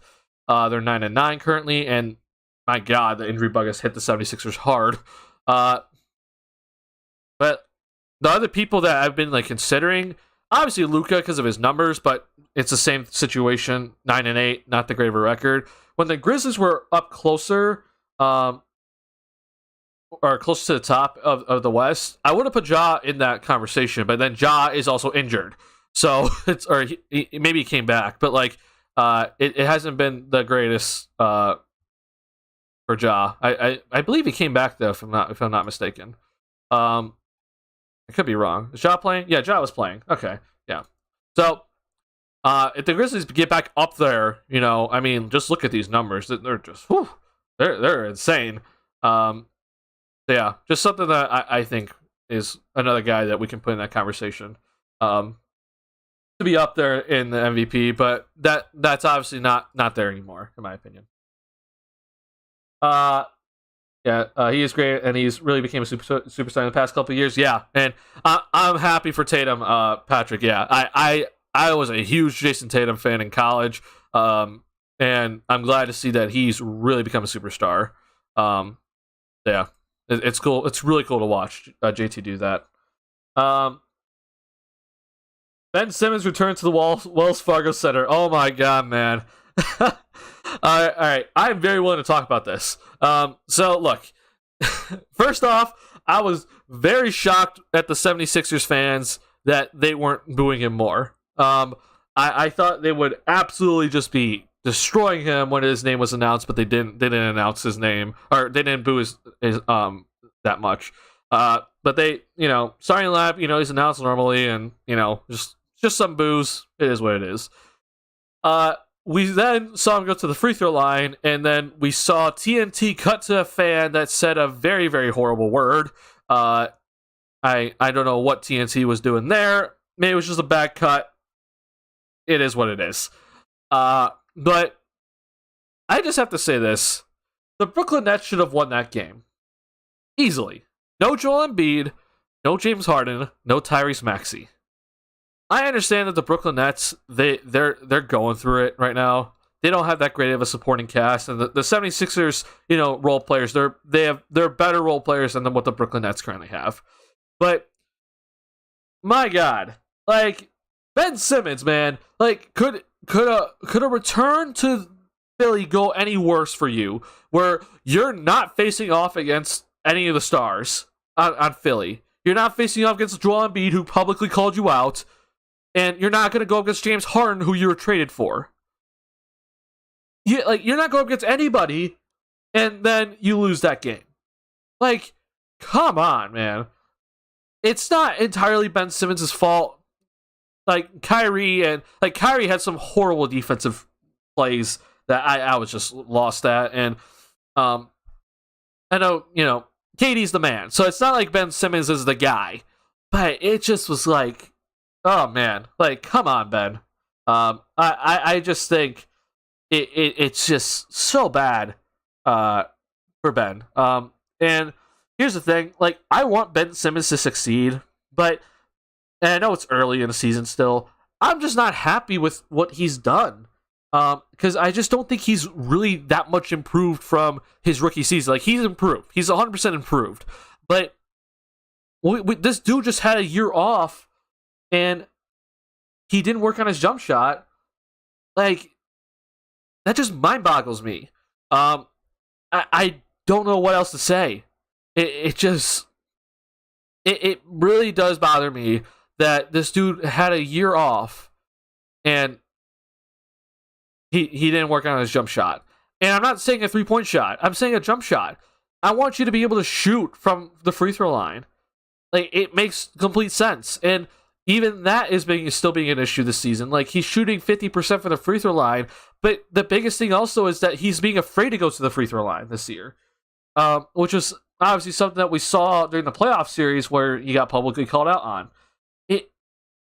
This is a guy, in my opinion, that has, like, all the talent in the world.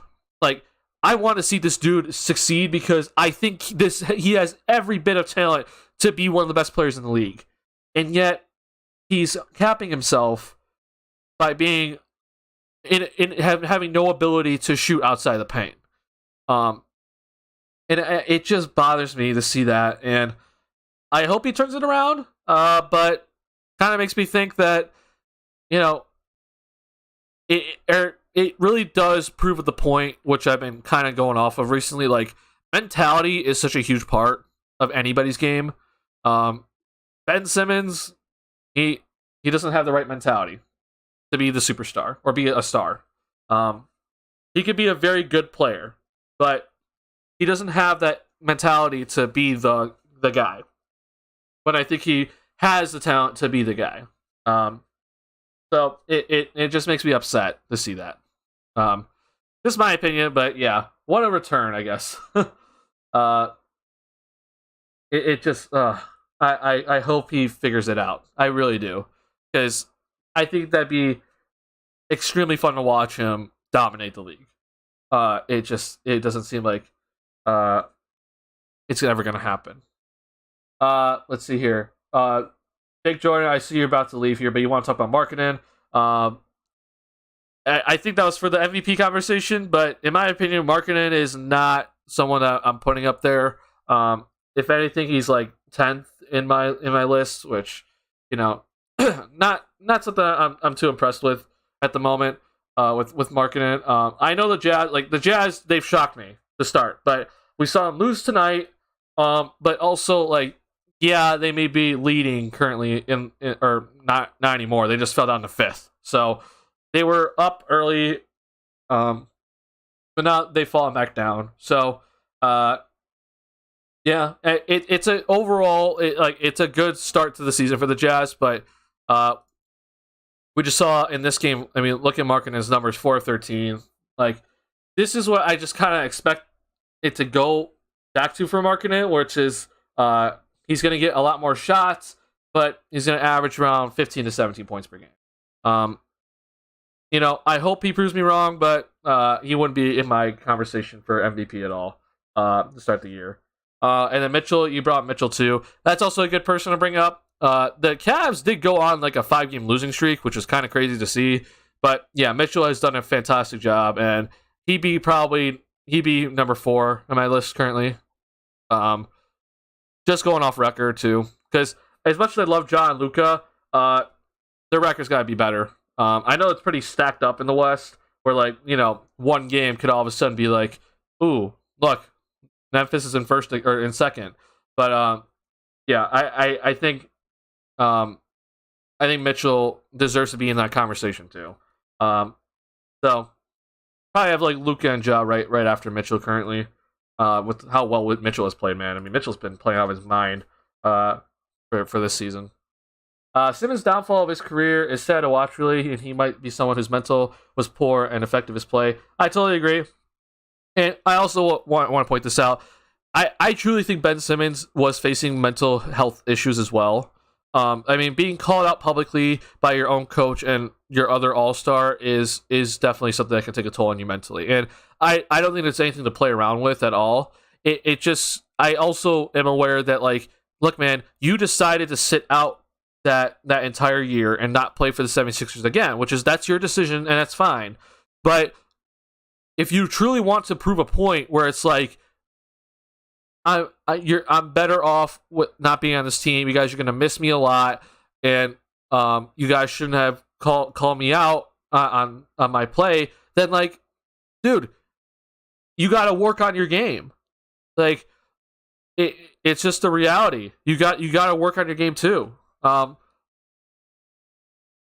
know he's also being fined, so, like, it's not like he's getting paid that much. or like, I mean, he's still getting paid a ton of money, but he was getting fined a decent amount too. So, maybe the pay motivation goes out the window a bit. But like, you have to work on your game because it's not like most players just kind of stagnate, right? Every single player is always, or at least I should say, the superstars. Most players, they're looking to get better. Like, even DeMar DeRozan at age 33, going on 34, is looking to get better somehow. He's always looking to add more. And with Simmons, man, I'm just like, you got to do this. You got to do that too. And the next step for you, in my opinion, is just become a better free throw shooter. Like, if you did that, I wouldn't be having this conversation right now, because that shows to me that you at least worked on your free throws when you decided not to play. To me, he hasn't done anything. So it really mind boggles me to see stuff like that. But he did have a really good game recently before the Wells Fargo return, and I hope he continues to have good games. He had a good game also against Philly, but there were definitely moments where I thought that he could have done more in that Philly game. Yeah, that'll be interesting. Still gonna look to trade Kobe. He might keep showing some effort and results, like what he did tonight, or maybe trade in inevitable possible trade prospects you like. Interesting question. I like that a lot. Kobe, in my opinion, I like. It'll be so interesting to see what the Bulls front office looks at, because we have to remember that Kobe doesn't get this playing time tonight if Dragic plays, right? So I right now I'm just gonna say, like, with Lonzo still being out, and like I personally don't see any sort of timeline where he's coming back in December. And I kept saying, like, Lonzo's out at least until January, in my opinion. I think now at this point he's out till February, because there hasn't been any sort of update where it looks good, right? Where he's at least doing a lot more physical activity. Like, he's doing running and jumping now, but like there's nothing in terms of getting it back into full contact and stuff like that. So because Lonzo's injury is still going to be so evident, I'm just going to say Kobe's probably not going to be looked to be traded. And if he can do this defensively, his three-point shot becomes incredibly valuable to this team, because we need three-point shooting. He can provide that. And I know he's streaky, but it's something that needs to be looked at as a valuable piece. So I know I like, here's the thing. I go back and forth on this every single time. I don't know, honestly, what the front office thinks of Kobe. His injury history also doesn't look amazing, because it seems like he always has like one little injury that kind of nags him, and then it takes him out of his rhythm and everything. So we'll see what happens with Kobe. I'm just going to say, because of Lonzo and his situation isn't getting better, Kobe's probably not going to be looked to be traded. I think the person that could be traded this season is actually Vucevic, because of his contract situation. I know Kobe's about to be a restricted free agent as well, but that's restricted. So Bulls have a little bit more control over Kobe currently. It's with Vuce that's what's concerning, is he might start looking to go and in free agency, be like, where can I go be the guy again and not be the third option? So that's going to be interesting to see. So in my opinion, he's actually the number one person I think could be traded. Not saying he's going to be. Not saying he's 100% going to be traded. It's just that be the person that I think the front office looks to trade, so they get value in return for him before he hits unrestricted free agency and possibly leaves the team for nothing. So that's going to be interesting to watch. Again, I don't think it's not 100%. It's not 100% guaranteed. It's just a big possibility, in my opinion. That be the person I'm looking at. Trade prospects, that's going to be really weird to see. I know Jay Crowder's name is always being thrown around. I personally think Jay Crowder might not even play this season. If he, like, the Phoenix Suns might just be content just keeping him there and just letting him be upset, because Phoenix is just going to want too much for him at the end of the day. So I know that's always being kind of thrown out there. The one person that I really do think is actually going to be interesting is to see where this goes, at the very least, It's this man right here, Cam Reddish. And that's not loading. Cool. Nice. There you go. So he's actually played a lot more recently, as you're seeing here. But he, if I'm not mistaken, he's also up for restricted free agency. I could be wrong about that, but this is a dude, if the Bulls can actually look to somehow get him, that, I'd be all for it. Let's see here. Yeah, so this is the last year of his deal. He's going to be a restricted free agent. So, because I don't think the Knicks are actually going to be that good, like, I know they're off to 99 start, which is, I think, actually better than a lot of people had them starting. I know he's getting a lot more playing time now, but I've also seen how much Tibbs doesn't really like Cam Reddish and like stuff like that. But anyway, this is a guy that I could see the Bulls potentially trying to snag before he hits on restricted free agency. So then we have his bird rights automatically, and then we're able to re-sign him like that. So we can give him the qualifying offer. We can match any offer he gets. And I think a guy like Cam Reddish on this team would help this team a lot. Obviously a very good shooter, lengthy defender. Not saying that he's the best defender, but brings a lot more length to this team and a team that needs length. So this is a guy I'd look to just keep your eyes on. Again, he's playing a lot more now. I could be completely wrong about this, but if his role suddenly starts to diminish, maybe a guy that I could see being moved, because he might not like it 100% in New York, and the Knicks might be looking to move him before he hits restricted free agency, so they don't have to pay him a ridiculous amount of money. Which I think if the Bulls, if they try to take advantage of that, then he might not look for as much money to just be in Chicago. So just something to keep your eyes on. Let's see here. Do you like how the Bulls play small ball lineups, or do you think we should add some size and length, more 3-point shooters as well? Obviously, we need 3-point shooting. I think every team needs 3-point shooting.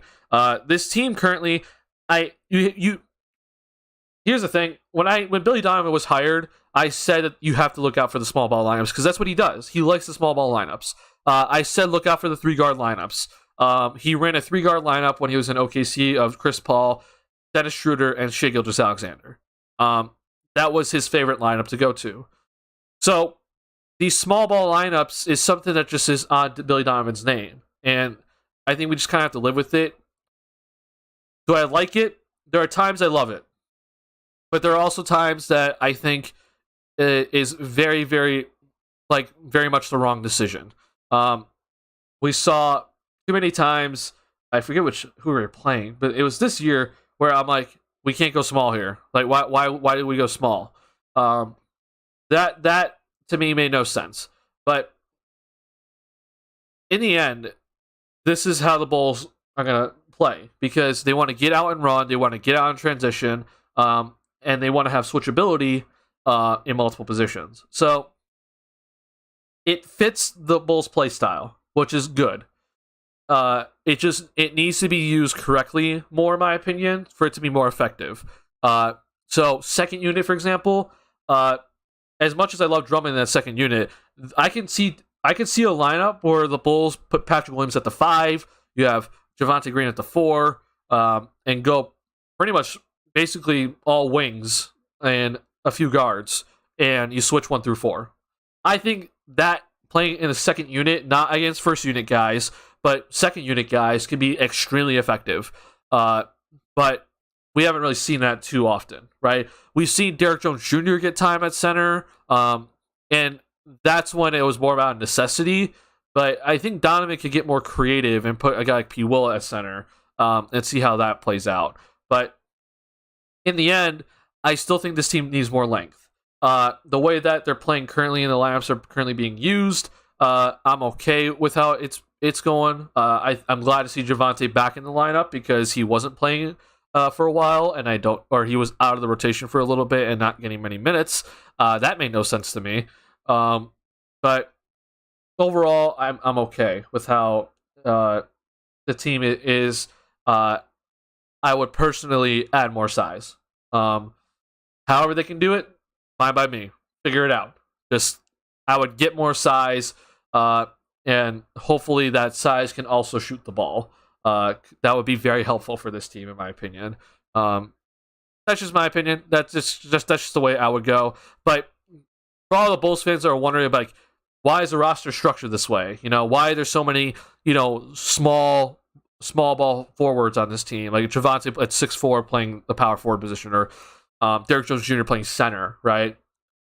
The reason why is because that's Donovan. That's what Billy Donovan likes. He likes playing smaller. So it'll be interesting to see how the Bulls kind of move forward, knowing that Billy Donovan likes to actually go small with his teams most of the time. Would love to see Ja win MVP one day. I would too. I'm a little worried that his window's closing right now, Patrick. I think Ja, like right now, this is Ja's superstar time. But just like we saw with other, smaller guards that are very athletic, like their athleticism doesn't last for a while. And Ja is on the very small side. Like he's not even 6'3", if I'm not mistaken. So like I'm worried with Ja, like I keep saying, like, Ja's superstardom is like right now. But I think you're going to see him, when he kind of hits like age 28, 29, where he's still going to be like an all-star. But he is not going to be the superstar that we saw like now, right? So in my opinion, the Grizzlies have to go for it now if they want Ja to be the guy leading the team to a championship or an MVP or a very, very lengthy playoff run. It just seems like the Grizzlies just are kind of afraid to pull the trigger on that, and that scares the heck out of me. So I hope they pull it off soon, because I would love to see Ja being an MVP or a Finals MVP.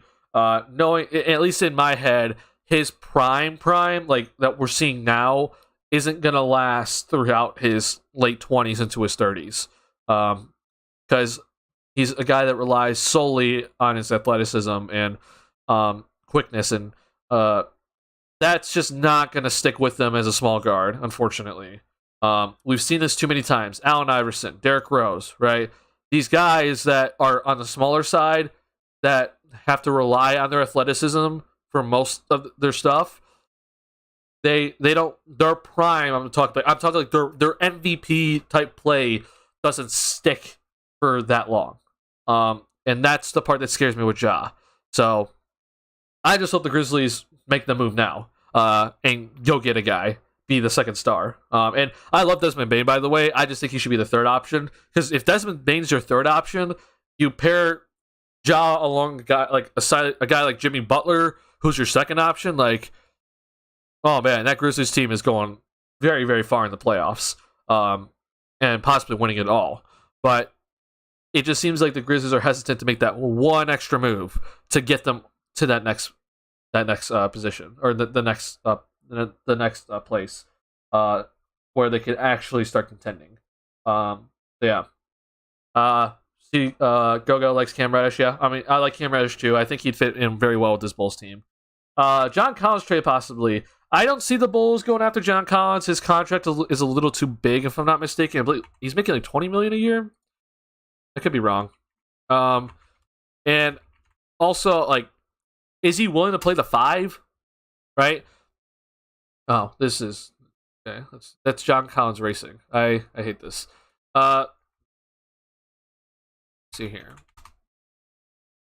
So yeah, he's making $23.5 million this season.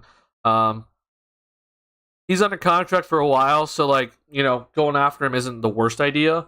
But I don't see where he fits in with the Bulls, because he's a power forward that doesn't rebound the best, and he's not the best defender either. He's freakishly athletic, but and also he shoots the ball pretty well. But I don't know where that fits into this Bulls team, because T. Wills needs to be on this team for obvious reasons, and getting John Collins kind of throws him out the starting lineup, which I don't want to do right now. Or even if like Patrick Williams goes to the bench, I don't see how Collins and Vucevic can work together. That's the reason why my whole question is like, can he play center? I've never seen him play center though, so I don't know how he fits on this Bulls team. If he would play center, I would love it, but I don't see that happening. Does Collins get traded Someone besides the Bulls. Oh, okay. Yeah. I can definitely see that happening. Let's see here. Off the top of my head,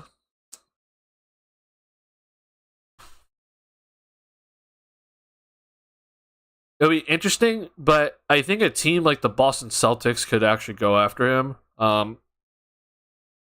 Reason why I say that is because Danilo Gallinari, who they used their mid-level exception on, is currently out. He tore his either meniscus or something to start the season, but I can see him going there. Collins to Sacramento. I thought about that. I just don't. I don't see the Sacramento Kings pairing Sabonis and Collins together. Yeah, that doesn't make much sense to me, in my opinion.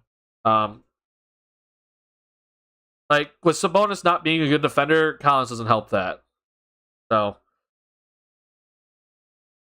yeah, I'll have to think about that because there was that rumor by Jake Fisher from Bleacher Report that the Hawks offer Collins for marketing straight up, and the Jazz turned it down.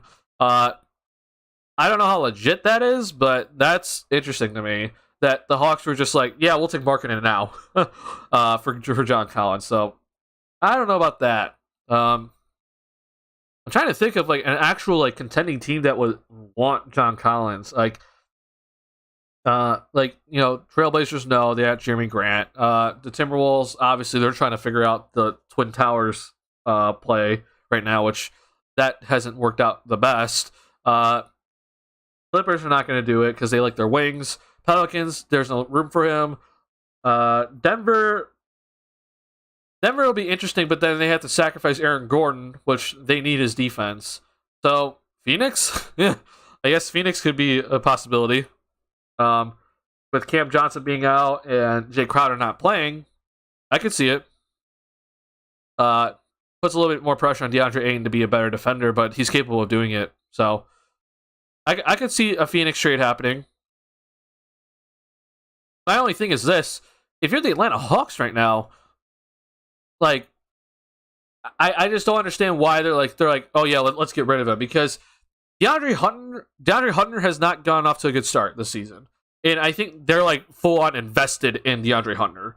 So I just don't like that idea. I believe their rookie AJ Griffin has looked really good. Is that his name?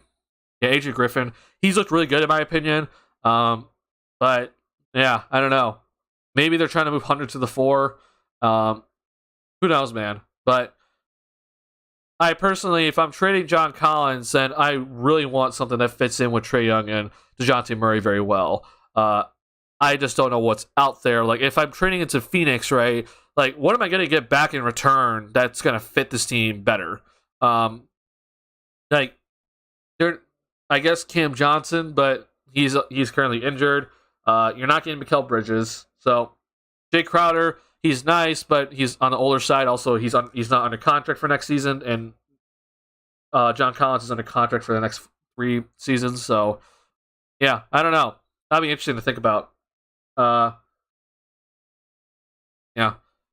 maybe they trade like Torrey Craig or something to Atlanta, that sort of trade, and then like extra picks. But yeah, I don't know.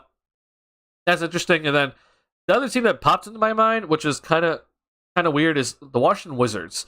I can see the Wizards actually going after John Collins, and I know Porzingis is like, not the greatest defender currently, but I think if you pair up Collins and Porzingis together, I think that would actually work out pretty well. I just question which way is Washington going, right? It seems like they want to win now, which is fine. It's just that I don't think you have the talent to be sitting, in 6th in the Eastern Conference for the rest of the season. Maybe a trade that to get them John Collins could help them get to that point, but where they're actually competing for a playoff spot. But yeah, I don't know. That'd be an interesting trade too, because you probably send out like Rui Hachimura, and someone else, and first rounder, something like that. So yeah, just throwing that idea out there too. Could see that happening, but it's also a division rival for the Hawks, so maybe not. Who knows? I do think that Collins probably does get traded. Maybe the team kind of reveals itself later in the season. All right, Gogo, I want to answer your question. One thing I think about, when do you think Dalen Terry will actually be in the rotation? It seems like it'll be tough for him to get in even next season. So I think next season he's going to get in it, probably limited minutes though. Like, we're talking maybe like 10 minutes a game. But this season, I still think that he's going to somehow get in there at some point, because there's going to be injuries where the Bulls just they're going to have to play him. So, like, for example, this Dragic injury just happened. I think Dragic will be back soon, but we've seen before, Javonte Green gets injured. He'll miss some games. Derrick Jones Jr. missed some games last season. When those two guys go out, you'll see Terry go in. But it is definitely looking harder for Terry right now than I thought it would. I thought Terry would, at some point this season, be in the rotation for like a good month or so, where he is actually being a consistent part of the rotation for a month, and then he'll fall back out of the rotation. And that was because whether it's an injury or he's just, came in, gave the team a spark or whatever. But that's looking much, much harder now, even with Lonzo still being out, as it seems like health is actually on the Bulls' side for once when it comes to some of the role players like Caruso and Dragic so far up until this point, and Javonte Green and Derrick Jones Jr. have not missed a game yet. So yeah, definitely getting a little bit harder. Yeah, I just want to be able to see what Dalen can do with meaningful minutes. Yeah, I agree with you, and we saw him against the Toronto Raptors. He actually got meaningful minutes, right? The first game against Toronto in Toronto, he got meaningful minutes, and like, he played well. I thought he played great. But the only reason why he got those minutes was because Andre Drummond was out, along with Zach LaVine and Kobe. So it took a starter and two bench players for Dalen Terry to even get some playing time. So yeah, I would also like to see what he can do with some meaningful minutes. It is definitely getting harder, because no one's missing time, and that's a good thing, honestly, that no one's missing time. Like, to see that Caruso has not missed a game yet is huge. Hopefully, I'm not jinxing it, but I really hope that Caruso can stay healthy, because he's extremely valuable. And 5 Javontes, man. Hopefully, all 5 Javontes can stay healthy all season, because we're seeing why the Bulls need Javonte Green on this team. He needs to play every game. I don't care how many minutes he just has to play every game, and play every half, I should say. That's so important. Here, I thought my camera was messed up. Yeah, I truly hope that Dalen gets his opportunity. It just seems like it's just harder and harder for him to get that opportunity now. But I think next season we're gonna see him in the rotation. And like, in my opinion, I don't know what you guys think, but like, I truly think Dalen is gonna be a really good player. Maybe not star. Like, I don't think he's gonna be like a star, but I think we're gonna look at him being a very, very versatile two-way player. A guy that can handle the ball, can defend multiple positions, can run the pick and roll effectively, but we're just not going to see him be able to score as consistently as like a superstar or a star would, because his outside jump shot isn't the best, and I don't think he's very, very good right now shooting off the dribble. He still kind of struggles with that. But if he can work on his catch and shoot game, then we're looking at a starting caliber player being able to defend multiple positions and be a consistent 3-point shooter that can be very effective in transition and handling the ball. So yeah, I hope he gets his opportunity. I just don't think it's going to happen, unfortunately, this season. And I'm going to say, because I know this Bulls team's injury history, that he's going to get some time. Like, we're going to see him get some more time. Like, this isn't the end. I like that he's going down to the G League. I think that's really good, and I'm happy that he's accepting it. And he's going to continue to do that, and I think he should, because he definitely needs to play and work on those skills. Because I keep saying, like, just because a player practices doesn't actually mean that it's helping them improve. Because you actually really need to go out and like play and put those skills to use, right? Now, if it's free throw shooting, that's different. But with Terry, I want to make sure that when he's working on those ball handling skills, that he gets to use them in game. So yeah, I hope that he continues to go down to the G League and plays those minutes and works on his game effectively.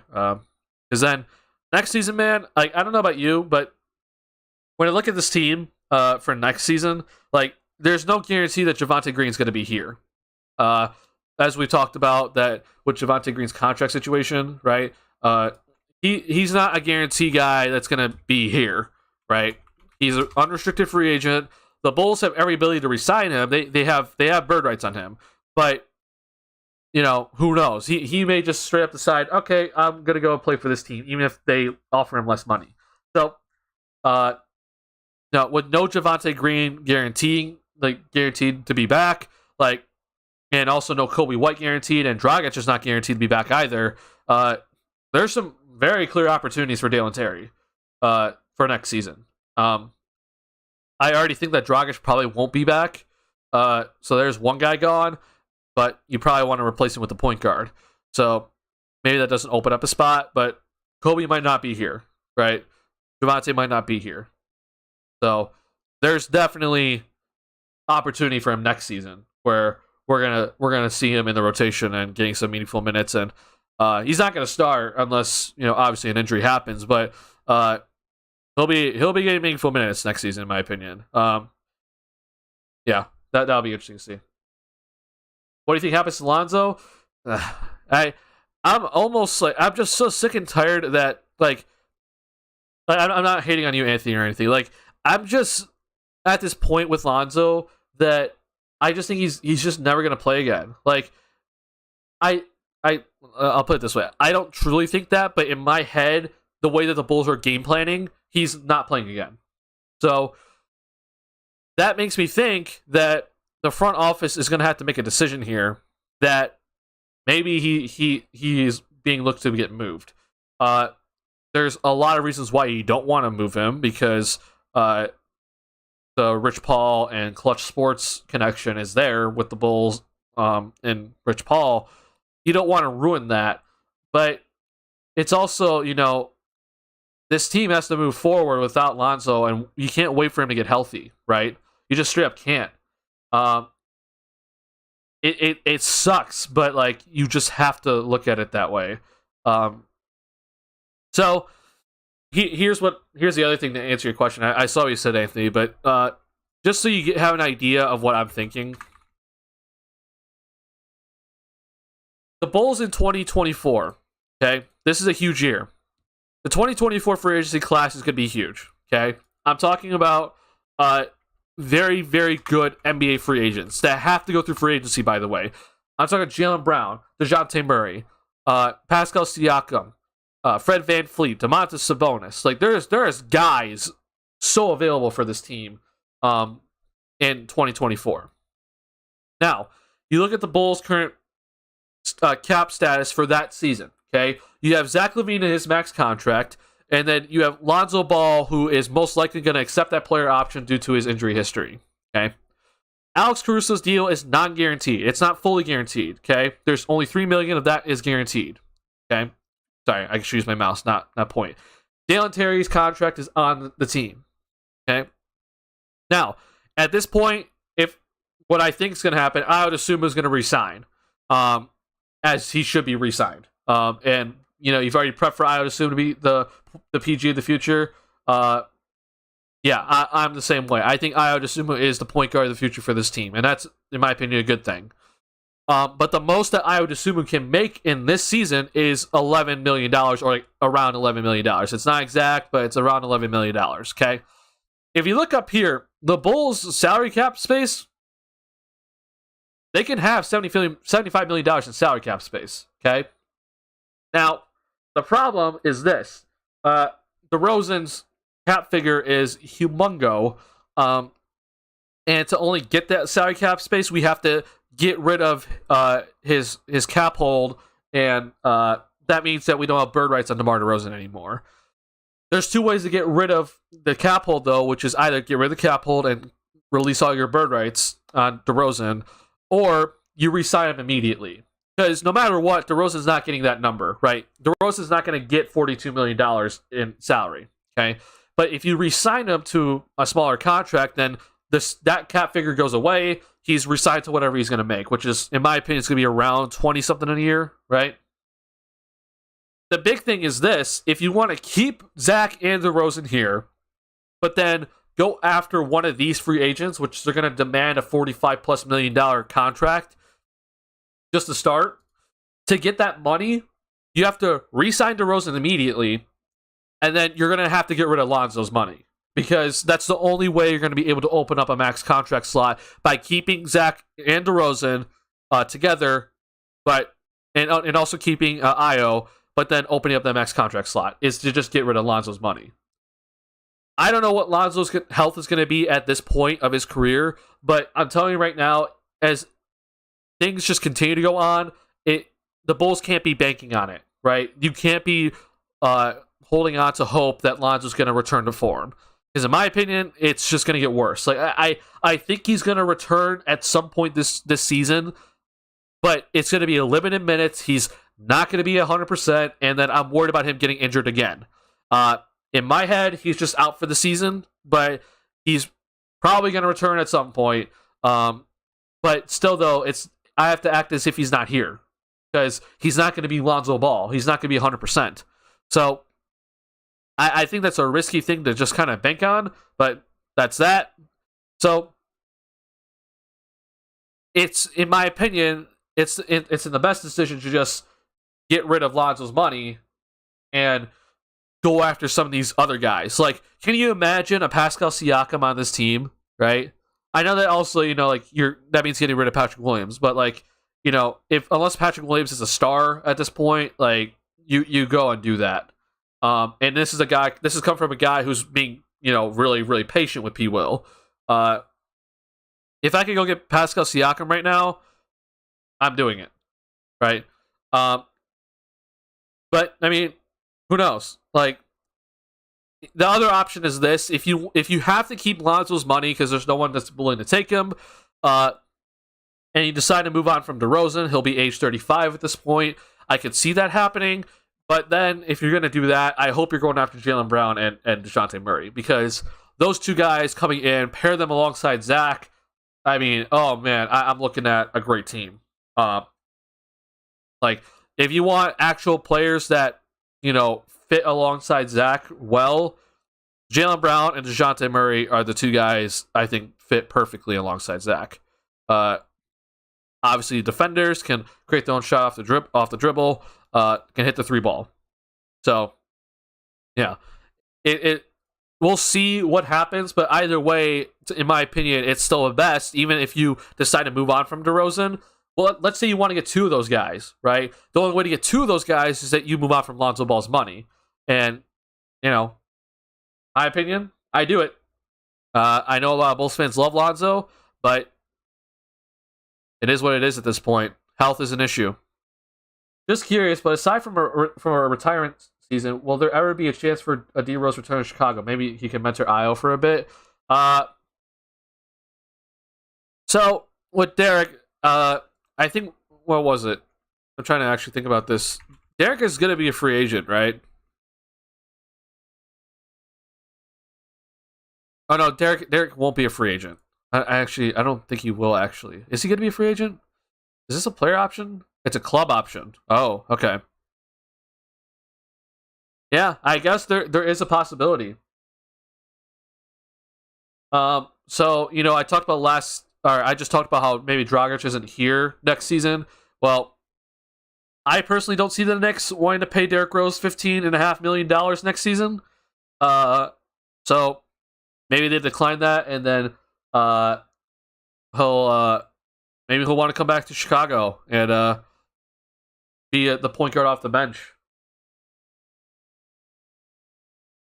We'll see, though. We'll see about that. I would like to actually see Derek come back, but we have to understand that like he's not here to save us, right? He's here to just play his role, whatever it is, and maybe he doesn't even play that much, right? At this point of his career, I mean, he'll be 35, which is crazy to say next year. It's kind of nuts to even think that way, that he's 35 years old next season, but it's the reality. It's the reality of it all.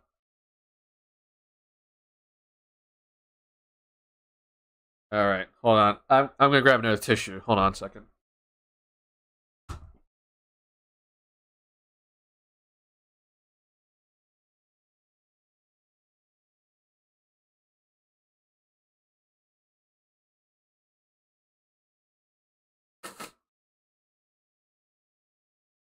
Anthony. So Anthony, you said that he's gonna be like a non-factor, like D-Wade was. I, it's kind of hard to say because like D-Wade was brought here to like, you know, be at least close to an all-star, and he wasn't that. Uh, I personally don't think he'll be like a non-factor. I can definitely see him like being like, you know, like a 6-man role, or like, you know, just an off the bench point guard role, which is important in today's game. I do think that's important, but yeah, like if you're saying like he's not going to start, like yeah, he's not going to start. He's not going to start if he comes here. I would hope that's still Io if he has if that's next season. Yeah, sorry about my nose, guys. I don't know what's going on. I do apologize about my nose. It's not fun looking at someone, you know, blow their nose on stream, but I apologize. All right. I get you. Was just dreaming a bit of nostalgia from those days. Yeah. I would like to see those days, you know, come back to where we see Derek in a Chicago Bulls uniform. I would love to see it. I think the chances are pretty slim. You know, maybe he does. Maybe the Knicks decline his option, and then he'll be thinking about returning to Chicago, because it was rumored already that AK actually tried to go get him, and they in the not last offseason, but the offseason prior. But we used the mid-level exception instead on Caruso because Derek got $13 million to start. So yeah, I don't know. That was interesting to think about. Oh, you think the Bulls retire number one? I don't. I think this is kind of more of a hot take by me. Maybe it's not. I just think number one's going to be retired by the players. You know, like you're never going to see another player on the Bulls wear number one. But I don't think we're going to see number one up in the rafters, unfortunately. Yeah. And then, you know, the whole conversation about you know, his MVP and like him being in the Hall of Fame. I personally don't see Derek in the Hall of Fame either. I would love to see him in the Hall of Fame, but in my opinion, like there are already too many players that aren't in the Hall of Fame that should be in the Hall of Fame. And while Derek had that MVP run and had a great start to his career, you know, he unfortunately he never did win the championship, and which, you know, that's not his fault. It's just that's just his resume. And after that MVP year, right, you know, I just don't think he was ever the same. So was he a 3-time All-Star if I'm not mistaken? Yeah, I mean, it's a little rough. It's a little rough for an MVP case, or sorry, a Hall of Fame case. Yeah, and I know that he'll be like, if I'm not mistaken, he'll be like the only player to win an MVP then and not be in the Hall of Fame. I understand that would be the case, but it's so hard for me to overlook some of these other players, man. Like, if I'm not mistaken, Chris Webber has not made the Hall of Fame yet. Like, is that still true to today?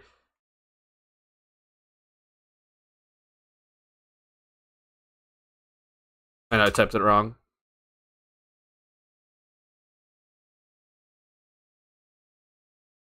Oh, it looks like he did make it. Okay, he actually did make it. Like, the fact that it took this long for Chris Webber to get in is ridiculous to me. Like, that makes no sense, right? Chris Bosh, when did Chris Bosh retire though? Like, I don't know if Chris Bosh retired until recently, so that's the reason why he can't make it. Or maybe I'm wrong about that. Is Chris Bosh Hall of...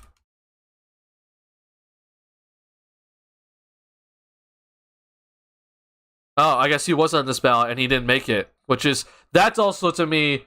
Oh, okay. Well, he stopped playing in 16 or 17, Magugla, but I don't think he actually like retired until like 2018 though. Like he took a year. It took a little bit for him to actually like officially retire. You know. But yeah, I mean, I think this is also pretty egregious. Like we're talking about a dude here that was the guy in Toronto and should 100% be a first ballot Hall of Famer.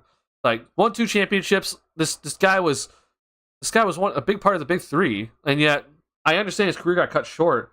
But yeah, Ben Wallace. Yeah, Ben Wallace should 100% be in. Like it bothers me to see that a guy like Ben Wallace isn't in. I heard Manu was making it too. Yeah, so yeah, Manu Ginobili 100. Like I know a lot of people like don't understand what Manu Ginobili has done for the game, but Manu Ginobili 100% deserved to be a first ballot Hall of Famer.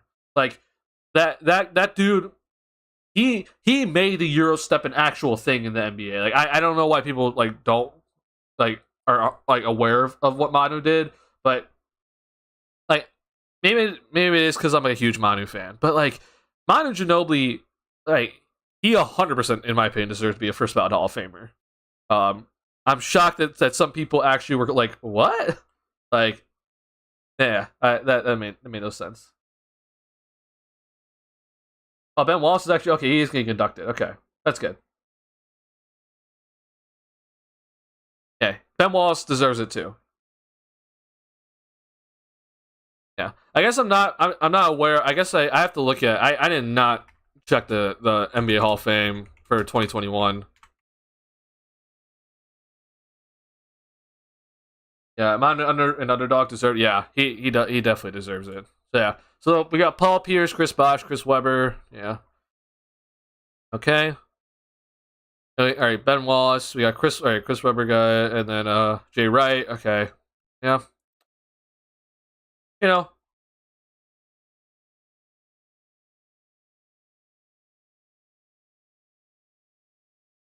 Yeah. It's just interesting to think about. See here.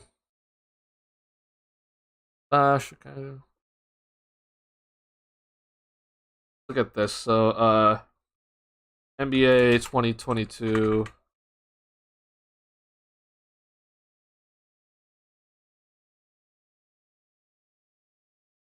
So this is 2022. So we got Manu, obviously. He 100% deserves it.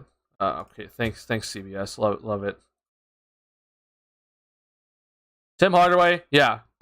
First off, again, why did it take this long for Tim Hardaway to get into the Hall of Fame? Like I don't get it. That makes no sense in my opinion. He should have been in a long time ago.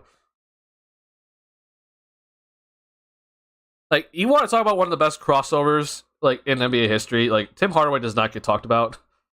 And I understand, like, I'm not the oldest guy. I'm 21, guys. Like, I did not watch Tim Hardaway, but I have heard other people talk about Tim Hardaway, like his opponents, and it just bothers me. Off-court reputation was why, and I understand that, but like Dennis Rodman got in pretty quickly, didn't he? And I maybe Dennis, you say like Dennis Rodman, like not as bad stuff, but like. We've seen before, like off-court stuff does not really come into play too much from some of these things. Like, and maybe I'm thinking more baseball too. Like, the opposite in baseball. Like we've seen in baseball, like Barry Bonds, like won't ever get in because of his steroid use, right? But with basketball, like it kind of seems like off-court things aren't exactly like at the very top of people's priorities when it comes to Hall of Fame stuff. Maybe I'm wrong, but yeah, I don't know. Maybe I'm wrong about this one. I just think of like I don't know when the whole Karl Malone stuff got released, but like that bothers the heck out of me. But he's in, right? Yeah. What do you think of Marcus Jordan dating Larissa Pippen? I don't know if I should even comment on this. That I'll just say I'm not a fan, and there needs to be some, you know, they need to rethink both of them need to rethink their decision on that. Yeah. Here's what I will say. What I don't like seeing is like other people trying to like, say how dare Jordan and say or allow this to happen, or like, like,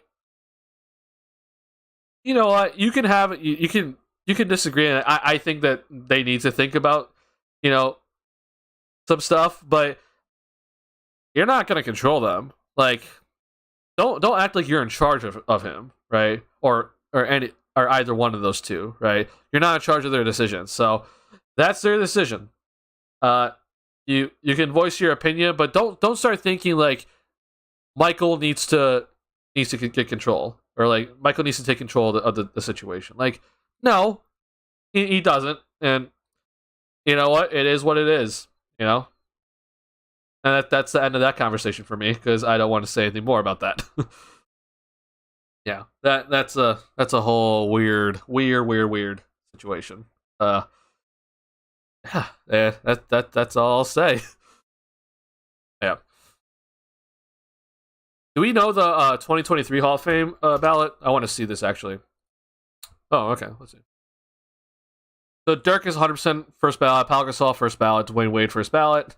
I think Tony Parker should make it immediately. Let's see here.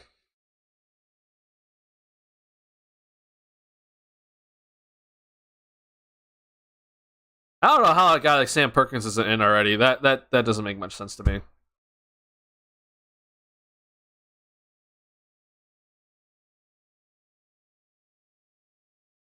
Yeah, so we got Dirk, Gasol, and Wade. Honestly, he's not in it, and I don't know why. I feel like that's also a disgrace. But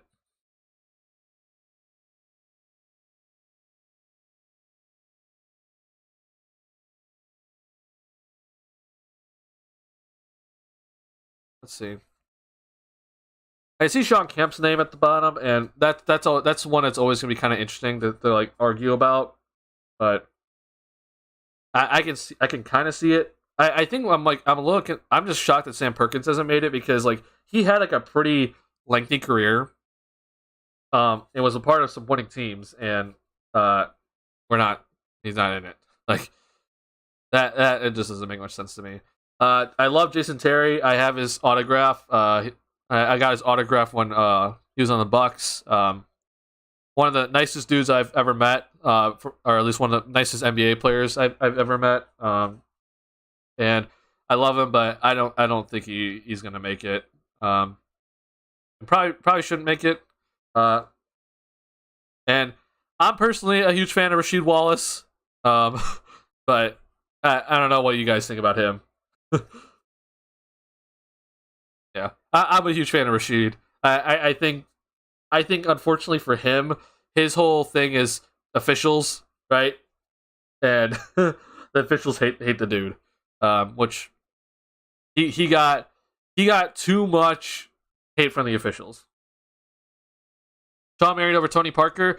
I'm a big person about.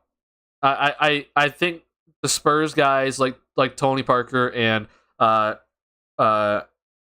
Ginobili, like, they deserve to get in quickly, because they were a huge winning culture. Like they were a dynasty. So does Shawn Marion deserve it? Yeah, but I would personally choose Tony Parker over Shawn Marion. If I was the person doing it. It took Sidney Moncrief like damn near 3 decades to be inducted to the Hall of Fame. Most underrated 2-guard in the 80s, best Bucks player. Oh my god, bro! Yeah, that's another disgrace by the Hall of Fame committee. Like, Sidney Moncrief should have made it very quickly, but it took so long. Like, I don't know, man, what people look at sometimes. I honestly think that people are like, whoever votes on this, I don't 100% know how it works. I know how baseball works. Like, I have a professor for me that actually votes in the Hall of Fame, and he told me the whole process for baseball. But for basketball, I don't know how this works. But I honestly think that there are people that like they'll vote and then they'll be like, "Oh crap, I forgot that guy," and then it's too late, you know. And I think Moncrief was just always overlooked. They were just kind of forgotten and was just never like. There are years where should make it, then there are years where like their first ballots are just going to be amazing, right? I mean, think about the first ballot when it was Kevin Garnett, Tim Duncan, and Kobe Bryant. Like that's a year where there's going to be so many snubs because the first ballot guys are just so amazing, right? But there are also years where you don't have that, and it's like Sidney Moncrief should make it, or like guys like Sidney Moncrief should make it, I should say. Amari should be in the Hall of Fame. That's a tough one for me. I'm gonna also say yes that Amari should be. I think a lot of his like success, for some reason, people think of Steve Nash as like the guy, which I don't know, man. I this is always gonna be something on this channel. I'm not the biggest fan of Steve Nash and his 2 MVPs. I don't think he deserved both of those MVPs. I think it mostly deserved one, but I think a lot of people kind of like say, "Oh, Amari's success was because of Steve Nash." But if you look at the first year that Steve Nash won MVP, like Amari Stoudemire's numbers that year were ridiculously good. The second year when Steve Nash won MVP, Amari was out. So I understand that, but like, I just think it's a really bad argument to say, "Hey, Amari's career was made by Steve Nash." Yeah.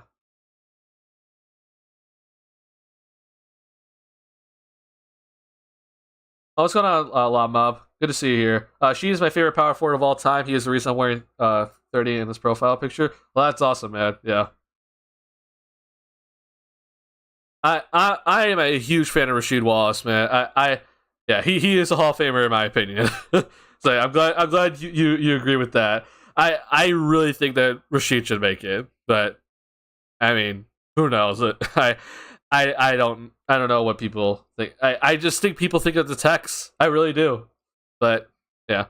And Rasheed, man, like off the court also with Rasheed, I know it has nothing to do with how you make the Hall of Fame, but like the dude is like one of the coolest guys. Like if I ever got to like interview a player, Rasheed would be one of those guys, I would love to talk to Rasheed Wallace. Now, like in my head, if I ever get that chance to like interview players and I get to choose from anybody, number one is Gary Payton. I would love to talk to Gary Payton because I think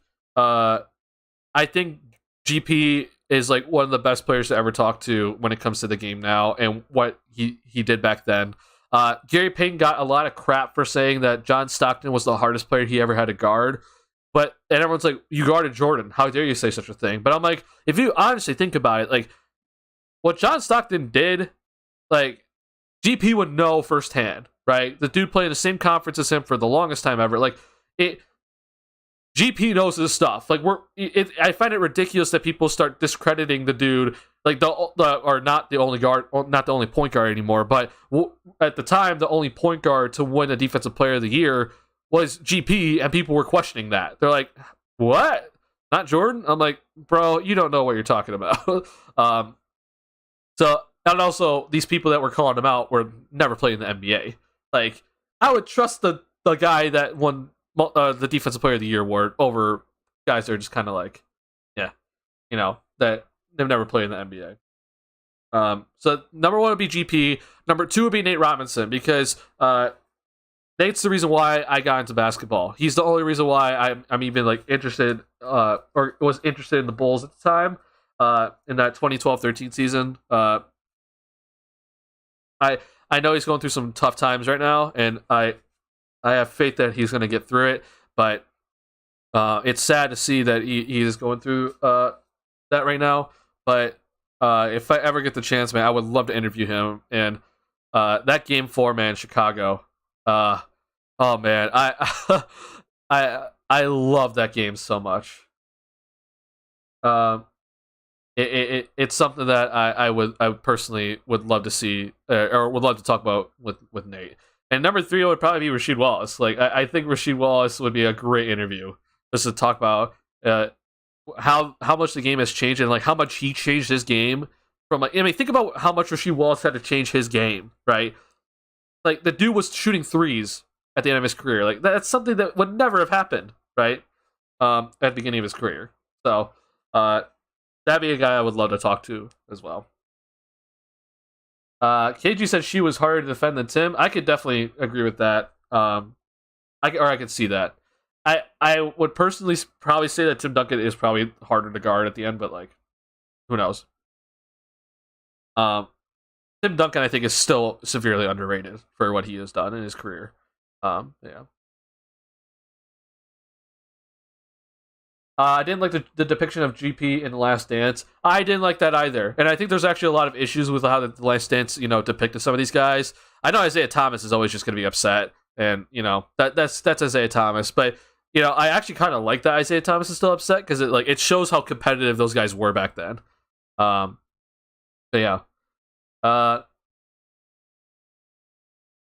Let's see here. Hold on, Loud Mob. I'm trying to read all your messages. Think about it. If you were Gary Payton when you guard MJ, your job is to make him work to score because you can't stop him. But when GP guards Stockton, he has to guard him as far as him driving, pick and roll, and passing. Yeah, do a lot more against Stockton. So yeah, so you get it. Yeah, and here's what I always say: defenders will tell you that it is harder to guard a guy like Reggie Miller than it is to guard a guy that is very on-ball dominant, right? Like, no one wants to guard a Reggie Miller type dude that is running through, down screens and running floppy action the entire game. Like, people say like it is so hard to guard Steph Curry because the dude never stops moving, right? And no one wants to guard Steph.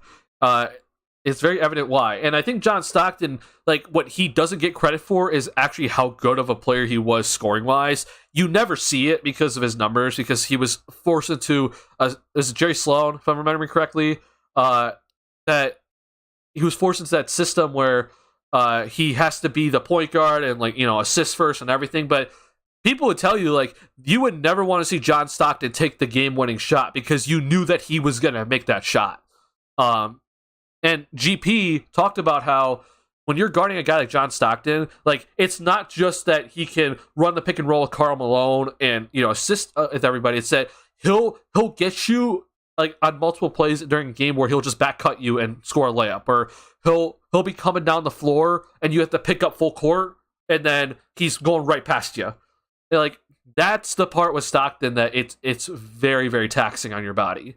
And, people, I feel like, don't always, like, think about, like, it. You can be effective when you're not in the half court, right? Stockton was one of the best when it came to not being, like, not being in the half court. Then you have to pick him up full court before he throws, like, an inevitable, full court pass to somebody, right? Like, that's the part with Stockton that the people don't always think about. But they just, they always think when it comes to guarding hard guys, like, how do we guard a Jordan? How do we guard a Kobe, right? Those guys are on-ball dominant, and it's a little bit easier to guard those guys, or at least it's not as, physically taxing because they have the ball, right? Chasing a guy off-ball, oh boy, it's rough. Rip Hamilton was like that too. Yeah, and I love Rip Hamilton as well. I think his game is also severely underrated. You want to talk about a mid-range master? We have DeMar DeRozan on the Bulls right now, but Rip Hamilton in the mid-range was a killer. Like, that floppy action with Rip Hamilton, oh man, no one was stopping that. That dude, he was just one of the best. It was just beautiful to watch when he came off that floppy action and knocked down the jumper. Just automatic. Jordan is Jordan, but I think GP's talked about that there's a longer checklist of things for your assignment against Stockton. His focus against MJ was making it tough for him to get the ball. I totally agree with that. Yeah, there are just so many things when you're guarding any great point guard. Honestly, like, there are a lot of things you have to go through, right, to actually do your job effectively. Because not only is Stockton able to dominate the game in terms of scoring when he wanted to, which was very rare, but the dude could absolutely change the game in transition. He could change the game with his passing, right? And then his leadership's also on top of that. The other thing that I don't think people talk about with Stockton is that his body, man, like, when people talk about him, like, he'll set, like, one of the toughest screens people have ever seen guards set. Like, the dude was sturdy when it came to his body. And you don't think that was meant like physically taxing when you have to guard him whenever he has the ball? Like, we're talking about a very, very strong guard. He looks small, but the dude was tough as nails. And I just think that people don't appreciate that about him. Now, I will say that there is some stuff with Stockton off the court currently, or that doesn't come to basketball, that I personally disagree with, and I'm not the happiest fan about. But when it comes to basketball, man, oh boy. Robin called Stockton NBA's dirtiest player. Yep, and I can agree with I can agree with that to an extent. I wouldn't. I would agree that he can be a dirty player. I wouldn't say he's the NBA's dirtiest player. In my opinion. I saw Jigs. You asked, Coach, you want to interview the most? It'd be easily Greg Popovich. I think I would want to just absolutely have not even like an interview, but like a full out just conversation with Greg Popovich. I think that'd be the coolest thing ever. But then my second person would be Eric Spoelstra. As an Asian American myself, I would love to talk about Eric Spoelstra and talk to Eric Spoelstra and ask him about his uprise in the NBA and how he, was a video coordinator for the Heat, and then how he worked himself up. And I think he's one of the best coaches in the NBA currently. But I actually just did a paper on this recently for college. But you see right now, like in all professional sports, there is a big lack of Asian American representation right now. Last season, that there was, I believe it was only 0.3% and that, or 0.2% of NBA players came from an Asian descent. And then in the NFL, it's only 0.1% or something like that. So yeah, I would love to talk about Eric, talk to Eric about how do you get more Asian representation in professional sports? Because even in college, right, it's 1.5% of male athletes in D1 sports are Asian.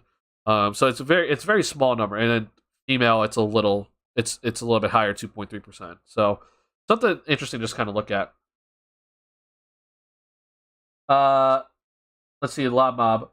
Bulls could use a designated shooter. Kobe White's not cutting it. We've been talking about this in the office for the past week. I wonder if the Bulls look at Buddy Hield. Okay, so Lob Mob. This is actually something that I've actually kind of gone through with this on this channel. So here's the issue, right?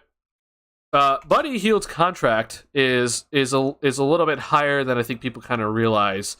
The dude's making a pretty big chunk of money this season, right? $20 million, right? So I don't know if you do you know Bulls Central? He's one of the bigger Bulls YouTube channels, but he sent out a tweet that was like, if the Bulls can get Miles Turner and Buddy Hield for 2 first-round picks, they should do it immediately.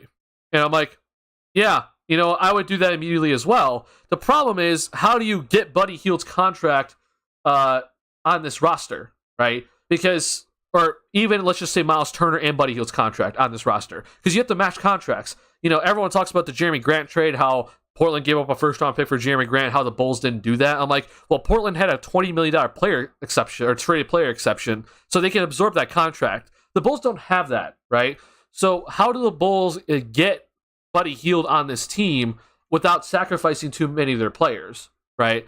And that's where I'm a little about it. So with Kobe White, for example, you add $5 million to his contract, so you're looking at $12 million that you could get back in return. That's not enough for Buddy Hield, right? That doesn't work. So you're still $8 million short if you just only send out Kobe. So it's just something that I'm a little bit I understand the idea, but who else are we getting rid of, right? We'll throw in Tony Bradley for you. Okay, now you're $6 million short. So it's a hard deal to pull off for contract wise. I personally would love Buddy Hield on this team. I think that would be great. but I don't know how he gets here without sacrificing too much, right? You need to get, if you're the Bulls, you need to get to $15.5 million of sending out money to get Buddy Hield to return. Yeah, that's not going to work. Yeah, it just won't, right? So, yeah, let's just, the way it would work is you take Kobe, you take Tony Bradley, you take Derrick Jones Jr. Let's see here. Even that gets you just to $12 million. You had to throw on Javante, and then you'd have to throw on like Marco. Like, that's too much, right? So it's a little tough to pull that off. I apologize about my nose. My nose is just running, and I'm so sorry. I don't like doing this on stream, or blowing my nose on stream. So I apologize.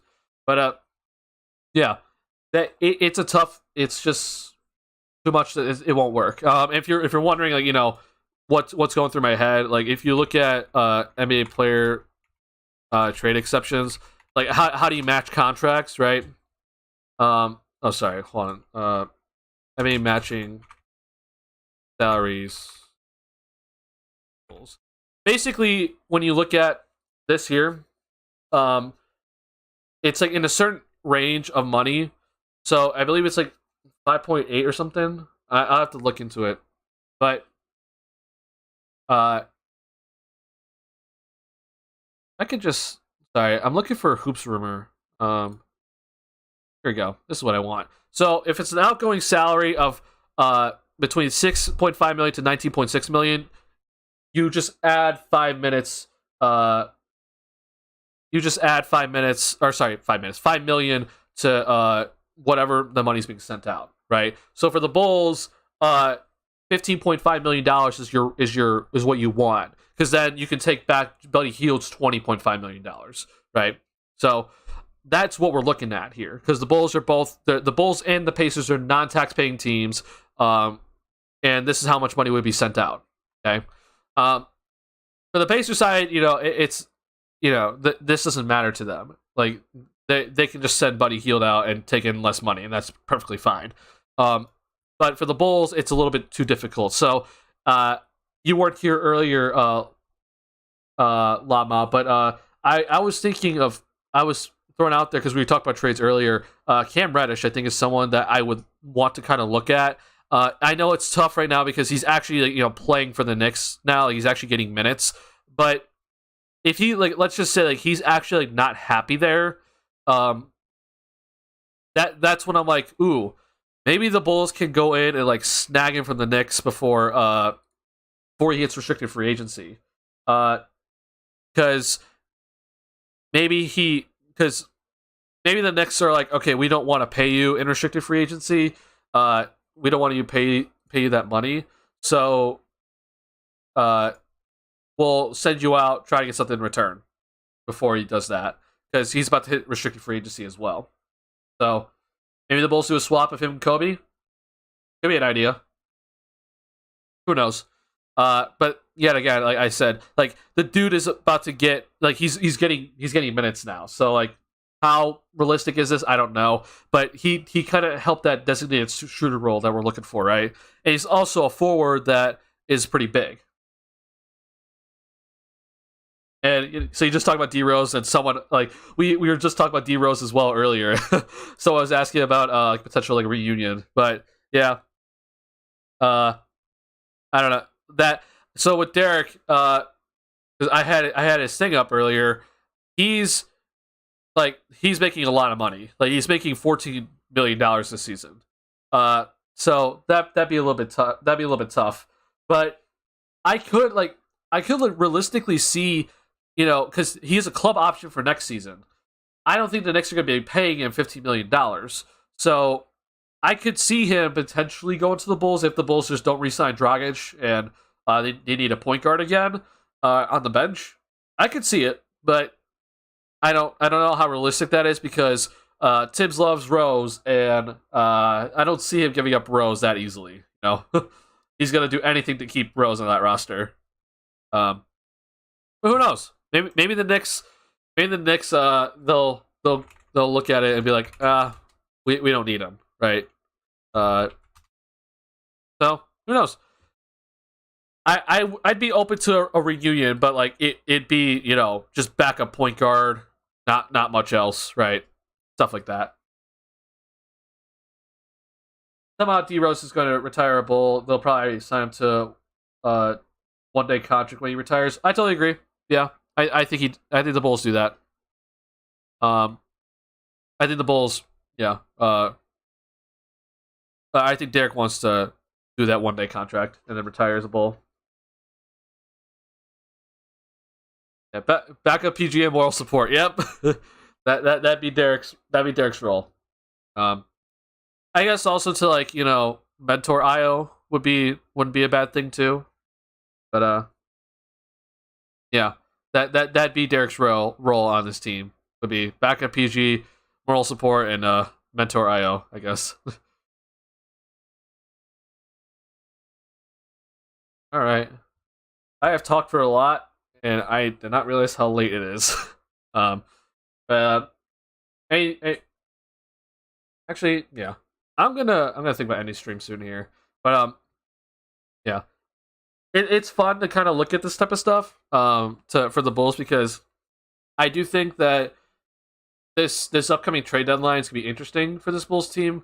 I personally don't see AK just kind of staying pat. I'm not saying he's gonna make a move to help the Bulls win now, but he might look to get some more talent on the roster, like maybe some younger talent. You know, I could see that happening. So I got Cam Reddish, you know, 23 years old, younger, right?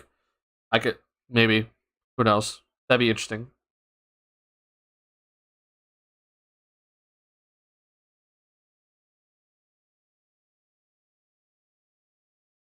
Real quick, just thought of this flashback to last year when DeMar hit 2-game winners on back-to-back nights. Yeah, that was a crazy time, wasn't it, Patrick?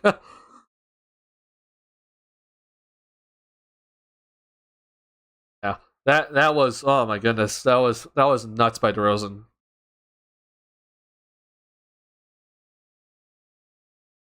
I honestly think that those 2-game winners, like, they kind of hid, you know, some of the Bulls' issues. You know, like, the Bulls weren't exactly playing the best in those 2 games, right? I mean, you're down to the Pacers, you're down to the Washington Wizards, and DeRozan comes in and saves the day.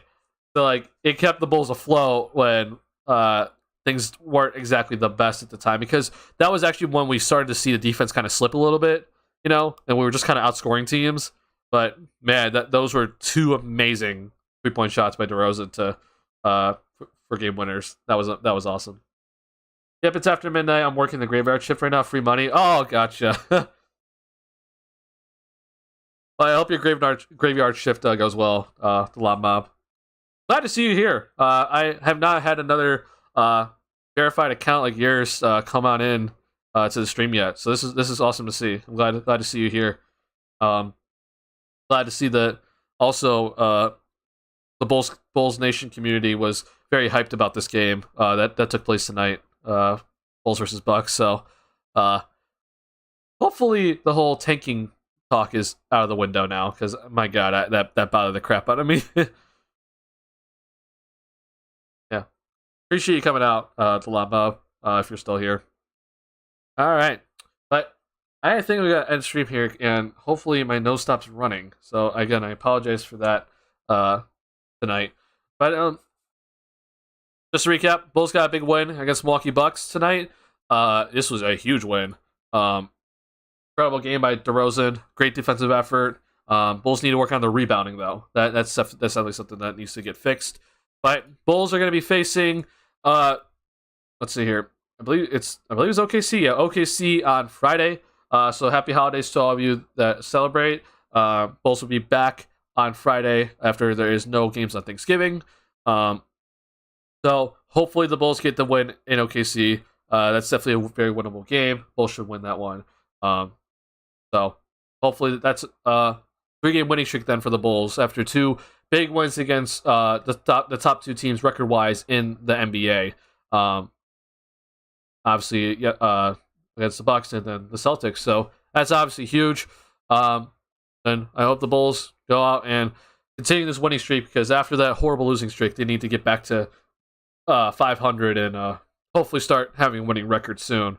But yeah, just tread water. That's just, I keep saying, you got to tread water for now, because then the schedule opens up a little bit in December, like later December and into January. That's when I think the Bulls can go on a run to really start winning some games. But for now, with a very tough schedule to start, tread water. Bulls are kind of getting back to being in that, tread water area. So good overall. But that is going to do it for me, guys. I have talked a lot, and I apologize, but fun stream tonight. Glad to everybody that came out. Thank you to everybody that came out, that hung out with me. This was a lot of fun. Obviously, big win helps the mood, but yeah, a lot of fun. I'll probably be back Friday. I can't guarantee it, but I'll probably be streaming on Friday. So look out for that, another post-game stream on Friday night. But if you guys have not already, I would appreciate if you hit that like button on the stream. It helps me out a lot. And if you're new to the channel, hit the subscribe button if you like Bulls content. I'm doing Bulls content all season long. We talked about this at the end of last stream, but I have also been thinking about doing a gaming channel. If you guys like Valorant, if you guys like NBA 2K, this is stuff that like my friends and I are like very big on right now. And it would be fun to also create that sort of content for you guys. That won't be as consistent, but if I do happen to create a gaming channel, I'll send out a notification in the community post, or in the community posts area, so our community tab. So you guys will see that. So yeah, look out for that. We'll see when I get to that, but that's probably gonna be something a little bit later in my winter break here. So yeah, look out for that if you guys like that sort of content. Again, hit the subscribe button if you guys are enjoying Bulls content. If you want to see more Bulls content all season, if you have not already, here's my Twitter account. I'm always live tweeting on Twitter, so if you have not followed me there, go follow me there.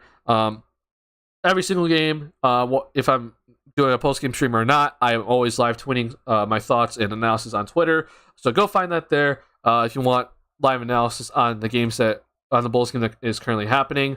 And then if you want to check out some of my written content, here is my sports blog website. My latest post here was my 5 favorite Chicago Bulls nicknames by Stacey King. I think this was probably my favorite blog post of the season, or ever I've ever written for this year. So I went through my favorite Chicago Bulls nicknames by Stacey King. At the end here is Nate Robinson, Mr. Excitement. I thought was the best nickname ever. It's probably because I'm a Nate fan, but go check this out. I think this is a really cool little blog post that I did. So if you want to see written content of mine, link is now in the chat right there. Go check that out. Especially if you're a Stacey King fan, as I'm a big Stacey King fan. Fun little article here. So yeah. But that's going to do it for me, guys. Thank you guys so much for coming out and watching on the stream and engaging with me in chat. I think this might be the most viewers I've ever had in the stream. So I appreciate you guys a lot. That this is awesome to see that. And obviously the Bulls win, which is obviously huge and great for all of our mental health. The Bulls pulled out a victory against the Milwaukee Bucks, which they haven't done 5 years, which is amazing. So awesome to see the Bulls win against the Bucks. Finally happened. All right, that's gonna do it for me, guys. See y'all in the next one. Peace, y'all.